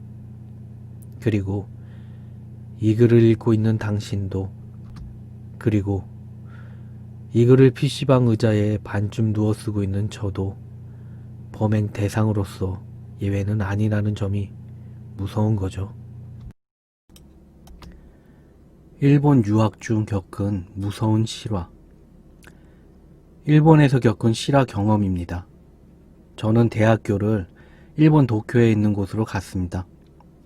집안이 부유한 편은 아니라서 대학생활 중에도 아르바이트를 해야 하는 서민 유학생이었습니다. 유학 비자를 받고 일본 학교에 진학을 하여도 외국인은 바로 아르바이트를 할 수가 없더라고요. 그래서 몇 개월간 학교 출석률을 보고 입국관리국에서 허가를 내주거든요. 저는 6월쯤 허가서가 나와서 아르바이트를 할 수 있게 되었습니다. 첫 번째로 알바했던 곳은 힘들고 무서웠지만 가장 즐겁게 일했던 곳이었는데요. 신주쿠 가부키초에 있는 가라오케관이라고 하는 유명 가라오케 체인점입니다. 여기서 한 가지 당부의 말씀을 드리자면 일본 가라오케라고 하면 우리나라의 흔한 물란하고 아가씨들 오는 그런 노래방이라고 생각을 하시는 분이 간혹 계시더라고요. 그런 노래방도 일본에 있기야 있겠지만 굳이 비교하자면 가라오케가는 수 노래방 같이 알바생들이 유니폼을 입고 10대에서 아저씨들까지 누구나 아르바이트를 할 수 있는 건전한 노래방입니다. 물론 야키소바 같은 음식과 오렌지 주스 등등을 포함해서 칵테일이나 맥주 등의 알코올도 팔긴 하지만요. 아무튼 제가 일하게 된 가리카는 도쿄 신주쿠 가부키초라고 하는 무지 유명한 곳에 자리 잡고 있습니다. 지상은 총 8층까지 있고 지하로 2층 더 있고요. 1층은 가라오케 입구입니다. 따로 방은 없고 프론터랑 점장실만 있습니다. 손님은 여기서 방을 배정받고 엘리베이터를 타서 이동합니다. 4층은 드링크바입니다. 프론터에 있는 알바생 빼고 다른 알바생은 다 여기에 모여있게 됩니다. 5층은 음식을 만드는 곳입니다. 드링크 이외의 음식은 죄다 이곳에서 만들어서 가져갑니다. 우리 가라오케에서 제일 무서운 곳은 바로 8층 방입니다. 제가 겪은 문제의 사건은 바로 지하 2층에서 일어난 일이고요. 저는 대학교를 다니느라 학기 중엔 5시부터 10시까지 일을 했고요. 방학 때는 야근에 근무를 했습니다. 10시부터 아침까지요. 일본도 우리나라와 마찬가지로 평일엔 가라오케에 손님이 그리 많이 찾아오진 않습니다. 그러나 금요일과 토요일만 되면 불타는 밤이 시작이 되죠. 손님들이 차고 넘칠 정도예요. 그래서 금요일에서 일요일만 빼면 되도록이면 지상층에 있는 방만 내어주고 지하층은 가능하면 손님에게 내주지 않습니다. 왜냐하면 1층부터 8층까지는 엘리베이터가 있는데 지하는 엘리베이터가 없고 계단으로 트레이에 음료수 올려서 내려가고 하기가 매우 힘들기 때문이죠. 그런데 어느 날은 제가 알바를 하고 있는데 지상층엔 원하는 방이 없어서 지하에까지 손님을 넣었나 봅니다. 그 손님이 나가고 나면 알바생 중 한가한 사람이 가서 그 방을 치우고 전상상에 청소가 끝났음을 프론터에 알려야 합니다. 그런데 하필이면 운이 없게도 제가 지하 2층의 방을 청소하게 되었습니다. 그때도 어김없이 빈 트레이와 수건을 가지고 지하 2층에 갔습니다. 좁은 공간에 방이 총 4-5개 있는데 손님이 가고 나자 그 층에는 저를 빼면 아무도 없었고 노래방 기계만 켜져 있었습니다. 손님이 있던 방이 계단 맞은편 맨 끝방이었는데 방을 치우기 위해 손잡이를 연 순간 아악 하는 남자 비명소리가 들렸습니다. 마치 마이크에다 대고 소리 지르는 목소리였어요. 순간 너무 놀라서 엄마야 하고 비명 지른 다음에 주위를 살펴보았는데 역시 그 층에는 저밖에 없었습니다. 설마 잘못 들은 건가 싶기도 하고 너무 정신이 없었지만 어쨌든 방을 치우고 프론토에 정산 입력을 해야 했기에 너무 무서웠지만 방을 치우러 안에 들어갔습니다. 정말 식은땀 나고 너무 무섭고 그래서 재빠르게 대충 방을 치우고 밖으로 나가기 위해 다시 손잡이를 돌리는 순간 아악 하는 남자의 비명소리가 방 안에 울려 퍼졌습니다. 이건 진짜 잘못 들은 소리가 아니라는 생각이 들어서 불이 나게 비명 지르며 계단으로 로비까지 뛰어 올라갔었습니다. 미친 듯이 뛰는 심장을 부여잡고 눈물까지 찔끔 흘려가며 같이 알바했던 일본 친구들에게 그 사실을 말했지만 다들 원래 이 가라오케에 귀신이 자주 출몰한다면서 대수롭지 않게 넘어가더라고요. 사실 전 그 말이 더 공포스러웠습니다. 도대체 지하 1층과 지하 2층에 아무도 없는데 그 방에서 왜 손잡이를 열 때마다 마이크에다 대고 남자가 비명을 지르는 소리가 왜 들린 것일까요? 그 방에 유령이라도 있었던 게 아닐까요? 나중에 친한 일본인 알바생이 말을 해주더군요. 가라오케가 들어서기 전에 이 건물 지하 2층에서 어떤 중년 남성이 목을 메고 자살했다고요. 그래서 가끔 남자 귀신을 본 사람이 있다고 합니다. 저는 그 이야기를 듣고 내가 계속 여기서 일을 해야 하나 고민을 하게 되었습니다. 근데 가라오케에서 일어난 이상한 사건은 그게 끝이 아니었습니다. 일본 유학 중 겪은 무서운 실화. 두 번째. 이번 사건은 같이 일하던 여자아이가 겪은 이야기입니다. 사실 정말 제가 겁이 많은 편이라 이 가라오케를 벗어나고 싶었지만 일이 익숙해진 것도 있고 알바생들하고 무지 친해진 상태여서 그만두기가 고민되더라고요. 그리고 당장 생활비도 걱정이 되었고요. 저는 참고 방학 동안만 더 일을 하기로 하였습니다. 가라카는 원래 외국인 유학생도 아르바이트로 많이 써주는 곳입니다. 그러나 손님과 직접 대면하고 점장의 감시를 받는 곳이 프론토이기 때문에 프론토에는 유학생보다는 일본인 알바생이 업무를 맡게 됩니다. 가라오케 운영시간은 낮 11시에서 새벽 6시까지이고요. 새벽 타임 애들이 6시에서 7시쯤에 청소를 시작해서 마감을 하고 집에 갑니다. 그러면 12시부터 낮에 일하는 알바생들이 일찍 와서 영업 준비를 하게 되죠. 그러던 어느 날 비가 많이 오던 수요일이었습니다. 그날도 여자 알바생이 일찍 나와서 영업 준비를 했습니다. 일단 준비가 되기 전까지 손님이 오면 안 되기 때문에 안쪽에서 가락한 입구를 잠그고 1층부터 8층까지 돌면서 노래방 기계를 하나하나 킵니다.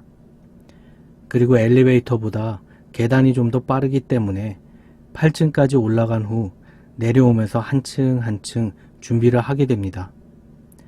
그날도 어김없이 여자애가 혼자 가락한 입구 잠그고 엘리베이터를 타고 8층까지 가서 8층의 방들 문을 하나하나 열고 기계를 켜고 있었는데 갑자기 어느 방 하나에서 인터폰이 울리기 시작했답니다.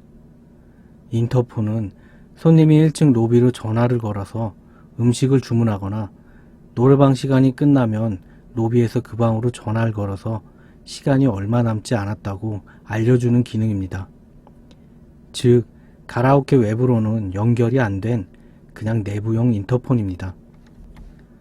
근데 8층 노래방 안에서 인터폰이 울리기 시작했다고 합니다. 당연히 가라오케관 문은 잠겨 있으니 손님이 들어올 수 없는 상황이었고 더욱이 건물 안에는 그 여자 알바생 한 명밖에 없는데 말이죠. 일단 울리는 인터폰을 받았지만 전화기 넘어서는 쉬쉬 하는 바람 부는 소리만 들렸다고 합니다. 여자애는 고장났나 생각하며 인터폰을 내려놓고 7층으로 내려갔습니다. 그런데 한참 있다가 7층 똑같은 위치의 방에서 또다시 인터폰이 울렸습니다. 이쯤 되면 여자애도 놀라서 인터폰을 받았지만 똑같이 쉬쉬하는 바람소리만 나고 아무 말도 없었습니다. 밑에 누가 온 건가 하면서 재빨리 1층에 내려가 봤지만 역시나 입구는 잠겨 있었고 그 건물엔 자기 말고는 아무도 없었다고 합니다.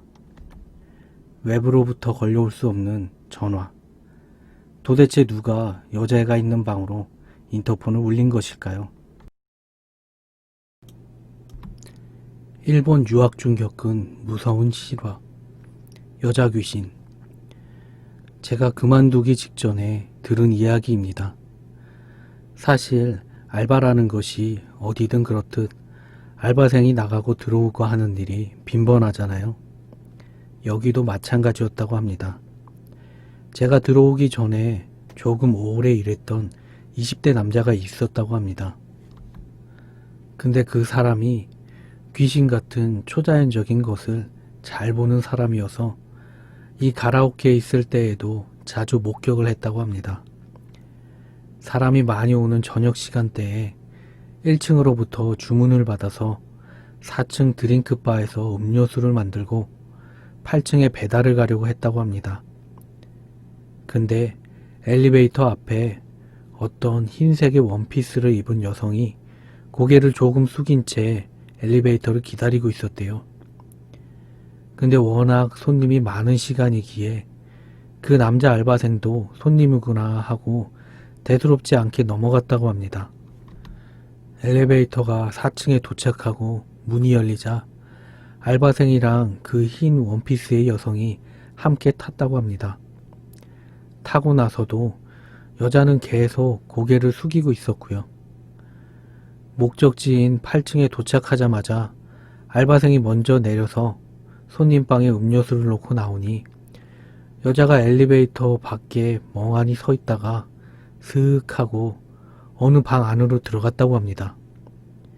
그때까지도 여자가 손님이라고 굳게 믿고 있던 남자는 엘리베이터를 타자마자 소름이 쫙 끼치고 얼굴이 창백해졌다고 해요. 그 이유는 그 여자는 문도 열지 않은 채 닫혀진 방의 문을 통과해서 안으로 들어간 것이었습니다. 마치 유령처럼요.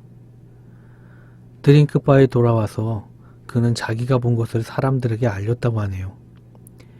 그 이후로도 8층에 그 여자 귀신을 봤다는 사람이 늘었고요. 그리고 알게 된 사실. 비오는 수요일에 프론트에서 방으로 연락 온 그 방. 그 방이 그 여자 귀신이 안으로 들어간 방이었습니다.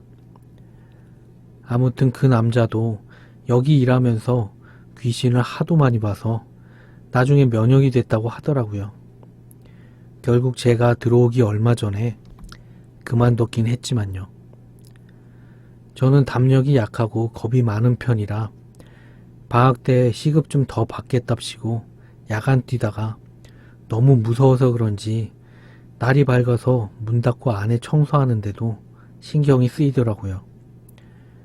저랑 제일 친했던 여 알바생도 8층 창문에서 귀신 자주 보인다고 그러고 다른 남자 알바생도 똑같은 귀신을 8층, 7층에서 자주 본다고 하고요. 5층 조리실 구석에도 가만히 서 있는 할아버지도 있다고 하고 나중엔 노이로제 걸릴 것 같아서 결국 알바로 옮겼습니다.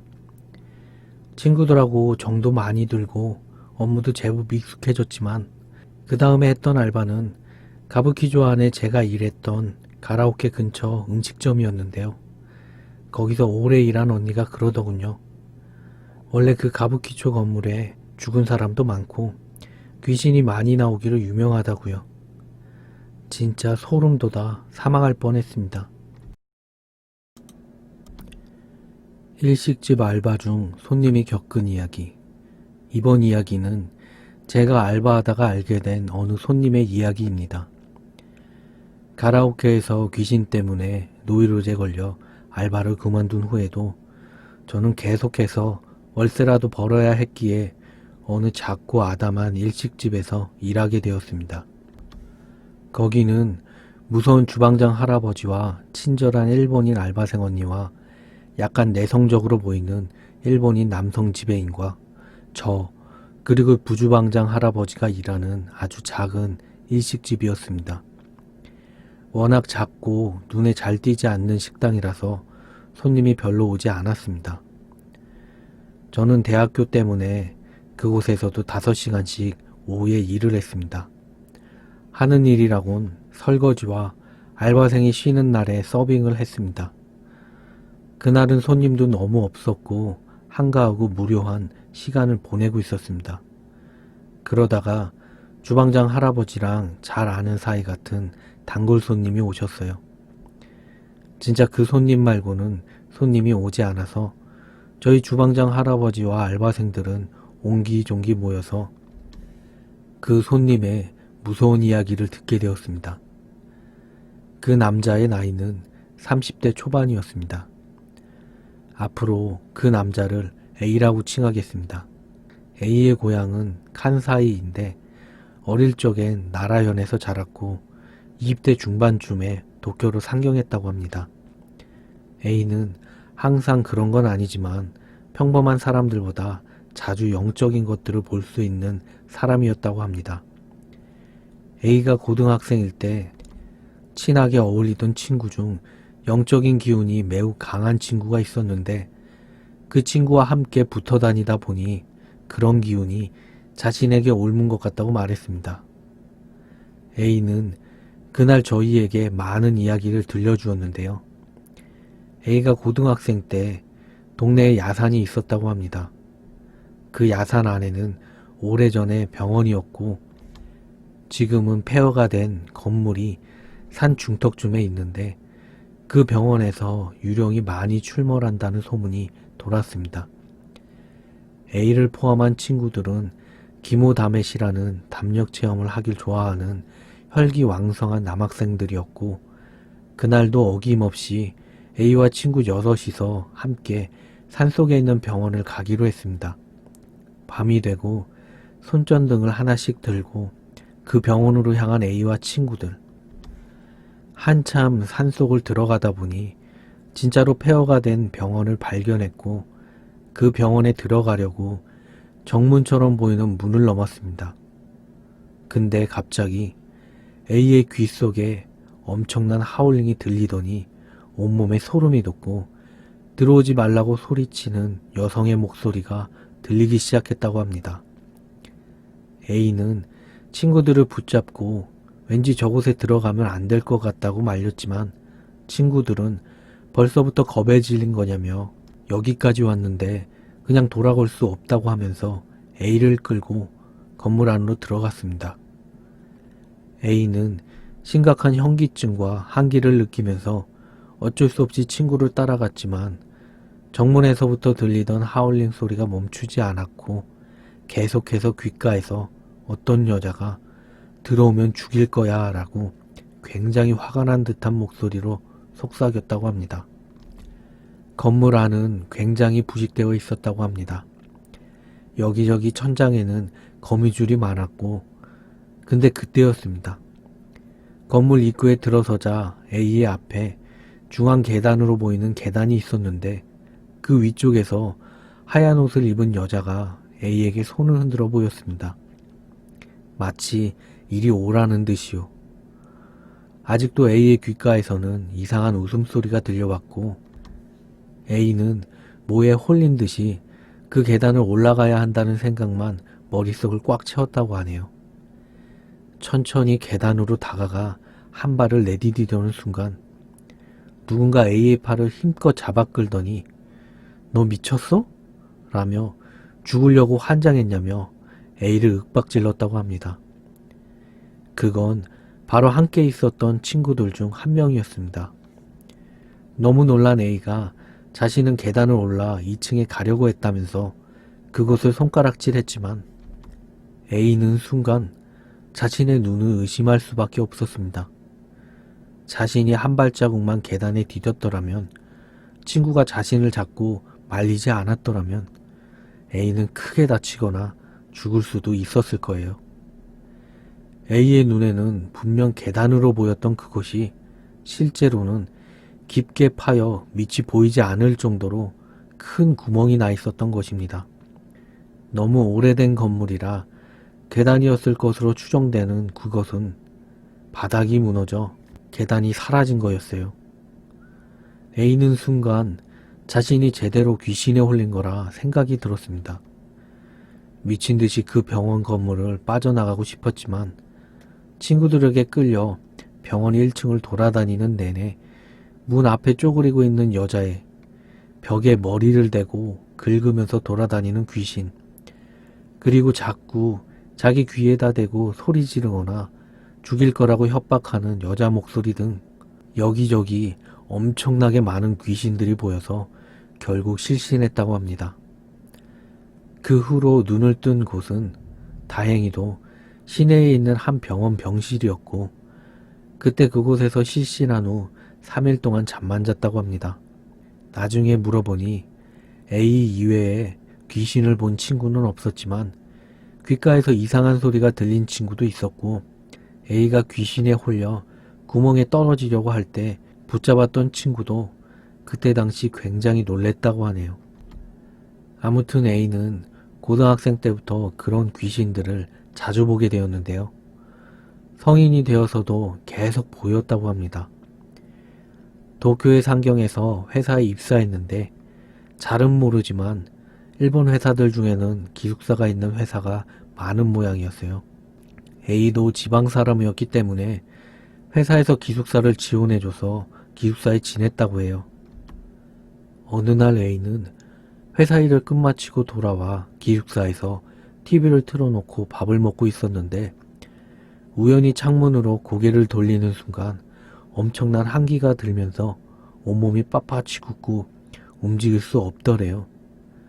A가 무심코 돌린 창문에 창문 크기 가득히 여자 귀신의 얼굴이 빽빽하게 들어차서 A를 노려보고 있었대요.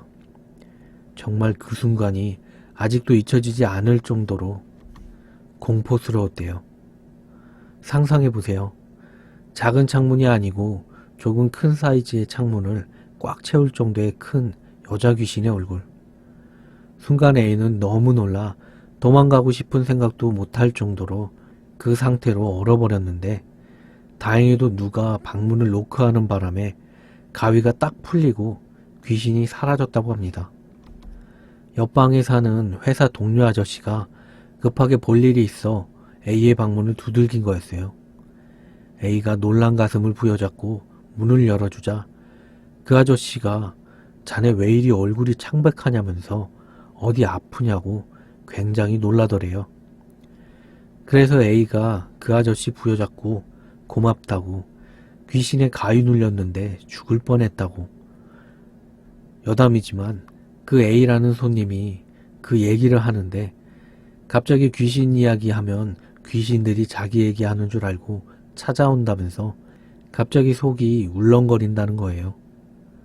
근데 진짜로 A 손님의 이마에 식은땀이 맺히더니 피부가 창백해졌고 지배인이 에이 설마요 이러니까 진짜 지금 진짜 심각해 하지 말아봐 얘기하지 말아봐 하는데 입구 쪽 쳐다보면서 아 저기 위험해 말하지 마 그만하자 하는데 진짜 모두 놀래서 소름 돋아서 입 꼭 다물고 부들부들 떨었네요. 장난치지 말라고 하고 싶었는데 손님 얼굴이 너무 안 좋아서 저도 무서워서 입을 꼭 닫고 있었습니다. 타케토 이야기. 이 이야기는 일본 개그맨 타케토의 이야기를 바탕으로 작성하였습니다. 타케토와 같은 개그맨 동기인 야베타로가 아프리카에서 방송 녹화를 한 일이 있었다고 합니다. 녹화가 끝나고 일본으로 귀국한 야베를 만날 일이 있었던 타케토는 야베에게 녹화가 어땠냐고 물어봤습니다. 녹화는 잘 끝났는데 일본에 돌아와서 보니까 거기에 1mm만한 점이 생겼더라고. 그래? 아프리카는 햇빛이 세서 그런가? 그래도 바지는 입고 있었으니까 햇빛 때문은 아닌 것 같아. 그로부터 3일이 지난 후 야베로부터 그 점이 비비탄 크기만 해졌다는 이야기를 들었습니다. 살짝 갈색빛이 돈다고 하기에 타케토는 피물집이 잡힌 거 아니냐 추측했습니다. 그리고는 일주일 후에 같이 목욕을 하러 하기로 하고 그때 한번 보여달라고 했습니다. 일주일이 지나고 같이 목욕을 하러 탕에 들어가기 직전에 야베에게 물집이 어떻게 되었냐고 물어봤습니다. 그게 말이야, 이제는 커피콩만 해줬더라고. 위험한 거 아니야? 탕 안에 들어가면 한번 보여줘. 하고 말하고는 탈의실에서 옷을 벗기 시작했습니다. 야베가 팬티를 벗자 그것이 바닥에 툭 떨어지더니 탁 뒤집어지는 것이었습니다. 그리고는 수십 개의 다리가 돋아나 꾸물꾸물 움직이기 시작했습니다. 그것은 아직 세상에 알려지지 않은 생물이었을까요? 택배. 7월 24일 날짜를 아주 정확하게 기억하고 있습니다. 잊혀지지 않을 것 같아요. 우리 아빠 엄마는 맞벌이, 두 분 다 퇴근 시간이 기본적으로 밤 11시가 넘어서 들어오시고 집에 있는 건 저랑 동생 그리고 우리 이모가 바로 옆동에 살아서 가끔 동생을 보살펴 주시기도 합니다. 전 그날 친구들과 함께 기다리던 영화를 보기 위해서 약속 시간을 기다리고 있었습니다. 그전에는 동생을 이모한테 맡겨놓고 전 집에서 쿡TV에서 해주는 오디오 채널에서 노래를 크게 틀어놓고 나갈 준비를 하고 있었습니다. 한참 기대에 부풀어서 준비를 했습니다. 그렇게 준비를 하고 있는데 누가 벨을 누르길래 보니까 택배 왔습니다 이러는 거예요. 근데 우리 집은 택배 같은 거 안 시키거든요. 엄마는 인터넷에서 사는 거 못 믿는다고 안 사고 아빠는 인터넷을 할 줄을 모르셔서 안 사는 게 아니라 못 사시고 저는 친구들끼리 나가서 직접 사는 걸 더 좋아하니까요. 그리고 8살 동생이 무슨 인터넷 주문이겠어요. 요즘 인터넷에도 그런 거 본 적 있었거든요. 택배라고 해놓고 집에 들어와서 사람 죽이거나 인신매매를 한다거나 그런 거. 그래서 그냥 가만히 있었어요. 뭐 아니면 경비실에 맡겨놓겠지라고 생각했습니다. 무서워서 나가볼까 하는 생각도 했는데 혹시나 문 앞에서 기다리고 있으면 어떡해요? 집에서 약속 시간이 될 때까지 기다리려고 하는데 계속 벨 누르고 갑자기 미친 듯이 문 손잡이를 흔드는데 전 그때 정말 무섭고 진땀이 나서 엄마한테 전화를 했습니다. 상황 설명하고 어떡하냐고 했더니 엄마가 일단 집에 있어 보라고 하시면서 되도록이면 일찍 퇴근하겠다고 하셔서 하는 수 없이 그냥 집에서 기다렸습니다. 근데 기다리다 보니까 나갈 시간도 되고 밖에도 잠잠한 것 같아서 살짝 문을 열고 쳐다보니 아무도 없더라고요. 그래서 나가보니까 문 앞에 노란색 포스트잇에 볼펜으로 적혀 있더라고요. 앞으로도 머리 잘 굴려봐. 피규어 괴담. 알바 동료와 나를 포함해서 3명, 여자가 4명 있었다. 사이가 꽤나 좋아서 가게가 끝난 후에 자주 한 잔씩 마시러 갔다. 그러던 어느 날 내가 알바하고 있던 술집에 Y라는 놈이 들어왔다. 초보자였던 Y는 보는 것만으로도 오타쿠처럼 보이는 놈이었다. 시험 삼아 술 마시러 같이 가자고 꼬셨는데 보니까 이놈이 여자애들 중 한 명에게 홀딱 반한 것이었다. 애니메이션인지 뭔지의 주인공 피규어를 그녀에게 선물하기 시작했다. 그러자 그녀 또한 징그러워 싫어 라고 말하며 그림자 취급을 하기 시작했다. 그렇게 우리는 Y가 없는 술자리에서 Y에 험담을 했다. 1개월 정도 지났을 때 그녀가 심각한 얼굴을 한 채로 말했다. 이놈 위험해. 기분 나쁜 인형이 3개나 왔어. 보니까 소포에 발송인의 이름과 주소가 안 적혀 있었어. 열어보니까 안에는 피규어가 들어있었다. 피규어는 흰색이었다. 그리고 그녀의 속옷도 발견되었는데 속옷은 그녀 것과 똑같은 것으로 피규어를 둘둘 만 채로 쌓여져 있었던 모양이었다. 이놈 분명 우리 집에 온 것 같아요. 빨래를 보고 훔쳐간 것 같아요. 우리들은 매니저에게 상의했지만 Y는 이미 가게에서 나간 상태였다. 일단 안심한 것도 잠시뿐. 다음 날도 그 여자의 집에 피규어가 왔다. 이번에도 그녀의 다른 속옷이 비슷한 형태로 여러 개 들어있었는데 브래지어는 찢어져 있었다.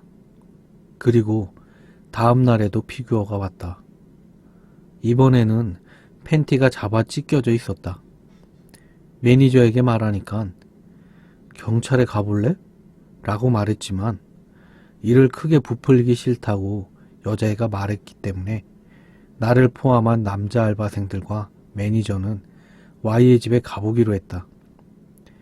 일단 Y랑 상의를 해본 후에 그래도 안 될 것 같으면 경찰에 신고하기로 했다. 맨션에 도착한 우리 일행은 Y를 불렀지만 대답이 없었다. 매니저가 문 손잡이를 돌렸다. 응? 열려있네? 라고 말하며 매니저가 문을 열자마자 모두 경악했다. 물론 나도 깜짝 놀랄 뻔했다. 문 앞에 마네킹이 서 있었던 것이다. 마네킹의 얼굴에는 그 여자애의 얼굴 사진이 붙어 있었고 마네킹의 가슴 부분에는 새하얀 얼룩이 들러붙어 있었다. 현관에 떠도는 이상한 냄새를 맡고 나서 얼룩의 정체를 알 수 있었다. 최악이었다. 알바 동료가 저도 모르게 마네킹 얼굴에 붙어있던 여자의 사진을 뜯어냈다. 그러자 거기에는 사진이 한 장 더 붙어 있었다. Y가 비웃는 얼굴을 하고 있는 사진이었다. 화마. 때는 제가 중학교 1학년 시절에 있었던 이야기입니다. 여름이 가고 가을이 찾아와 제법 쌀쌀해지고 나뭇잎도 하나 둘씩 떨어지기 시작하던 시기였습니다. 그 시절 좋은 학원은 공부를 많이 시키는 힘들다고 소문난 학원들이었습니다. 저희 어머니도 다른 부모님들 사이에서 좋다고 이야기가 나온 영어 학원으로 저를 보냈죠. 여느 학원들이 그러하듯 제가 다니던 영어 학원도 수업 후에 남겨서 시험을 많이 치게 하던 학원이었습니다.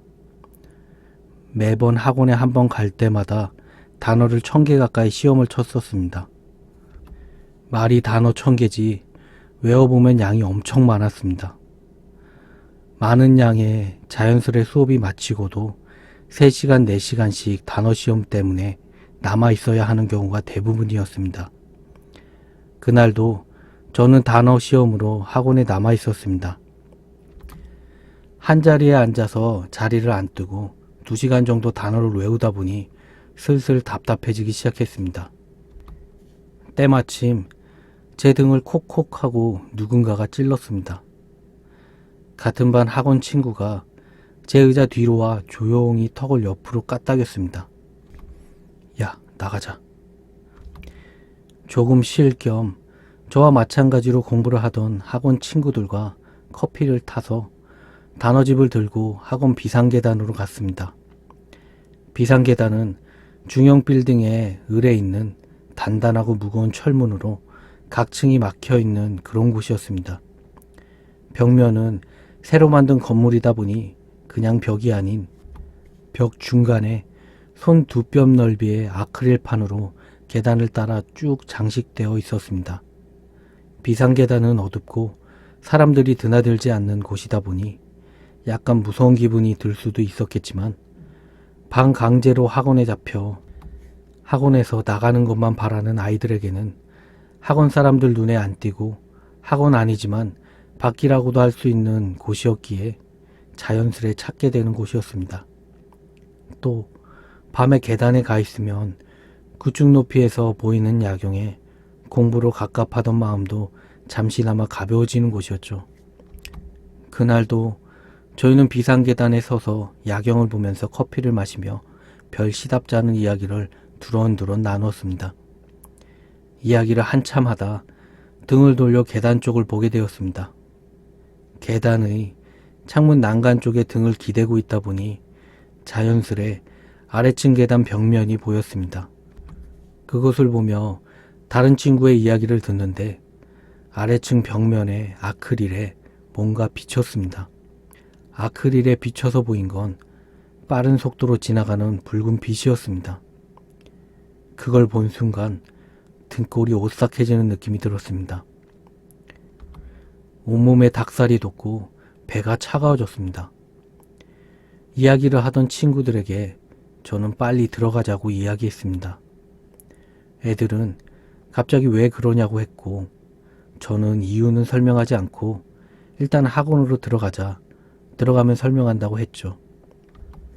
그래도 웃으며 저의 이상한 반응에 왜? 왜 갑자기 그래? 그러며 들어가지 않으려 했습니다. 저는 조용히 손가락을 들어 맞은편 아크릴 벽을 가리켰습니다. 이윽고 저희들은 누가 먼저라고도 할 것 없이 비명을 지르고 계단을 뛰쳐나왔습니다. 저희가 본 순간 아크릴 벽에 여러 개의 붉은 불빛이 굉장한 속도로 도는 것이 비쳤기 때문입니다. 저희는 학원으로 돌아와 뭐지? 뭐였지? 하며 이야기를 했습니다. 저는 그것을 보고 불길한 기분에 학원 선생님한테 몸이 안 좋아서 가야겠다고 말을 하고 시험을 미루고는 학원을 나왔습니다. 학원 선생님도 정신이 없으신지라 저의 하얘진 얼굴과 비오듯이 흘리는 식은땀에 별다른 이야기 없이 저를 보내줬습니다. 돌아오는 길에 함께 학원을 나온 친구는 자동차 불빛 같은 게 비춘 게 아닐까라고 말했습니다. 하지만 저희가 있던 곳은 꽤나 고층이어서 지나가는 자동차 불빛은 비칠 일도 없었고 자동차 불꽃이 비쳤으면 그냥 쓱 지나가는 빛이지 그렇게 뱅글뱅글 도는 불빛은 아니었을 것입니다. 그리고 그 친구는 저와 반대편 난간에 서 있어서 못 봤겠지만 저는 계단 사이로 봤습니다. 그것은 아크릴에 비친 것이 아닌 공중에 떠서 빠른 속도로 돌고 있는 불꽃들을. 집에 돌아오니 어머니가 외갓집에 데려다 준다고 하셔서 저는 어머니를 따라 차에 올랐습니다. 그렇게 한참 외갓집에 가는데 틀어져 있던 라디오에서 뉴스가 들려왔습니다. 뉴스는 저희 학원 건물에서 화재가 일어났다는 것이었습니다. 전기 누전으로 추정된다고 뉴스에서는 나왔지만 저는 그것들을 받기에 식은땀이 다시 흘렀습니다. 몇 명이 병원으로 실려갔다고 했지만 학원 원장님의 빠른 대처로 사망자는 나오지 않은 것으로 합니다. 지금 생각해보면 그 불꽃은 화재가 나기 전에 나타난다는 화마였을까요? 그것들을 보고 빠르게 학원에서 나온 덕분에 사고를 안 겪고 집으로 돌아온 것 같습니다. 히로시마의 여고생. 몇 번 정도 귀신을 본 적이 있지만 제일 위험했던 이야기를 하고자 합니다. 고등학생 때 수학여행으로 2박 3일 동안 히로시마에 갔습니다. 1일째, 원폭 돔 같은 것들을 견학한 후 평범한 여관에서 숙박했습니다. 그런데 그날 이런 꿈을 꾸었습니다. 4개의 길이 겹치는 십자로에서 나와 교복을 입은 여고생 3명이 길 한복판에 서서 잡담을 하고 있는 꿈이었습니다. 여고생은 모두 요즘 유행이 아닌 머리 모양이었는데 따은 머리이거나 단발이었습니다. 여고생 3명이서 이야기를 하고 있었는데 어떤 이야기를 하는지는 기억이 나지 않았습니다. 다음 날이 되어 잠에서 깼습니다. 2일째, 여간에 되돌아와 잠을 자고 있는데 어젯밤의 꿈을 이어서 꿨습니다. 이번 꿈은 여고생 3명 중 1명인 여고생 A와 저 두 사람만이 십자로 한복판에 서서 잡담하고 있었습니다. 전날의 꿈과 다른 점은 여고생 A는 리어카에 거울을 싣고서 당기면서 오고 있었고 그러면서 이런 대화를 했습니다. 저 히로시마 같은 시골에서 단발머리만 했는데도 왠지 귀여워 보여요. 그런 말 여자들이 싫어해요. 여기 끌고 온 그 리어카와 거울은 뭐예요? 줄곧 저것들 때문에 고통받고 있었어요. 네? 갑자기 발에 격통을 느껴서 잠이 깨고 말았습니다. 그것은 친구가 화장실을 가기 위해서 일어나다가 잘못해서 저의 발을 밟았기 때문이었죠. 미안이라고 말하는 친구. 그때 갑자기 창문이 격하게 흔들렸습니다.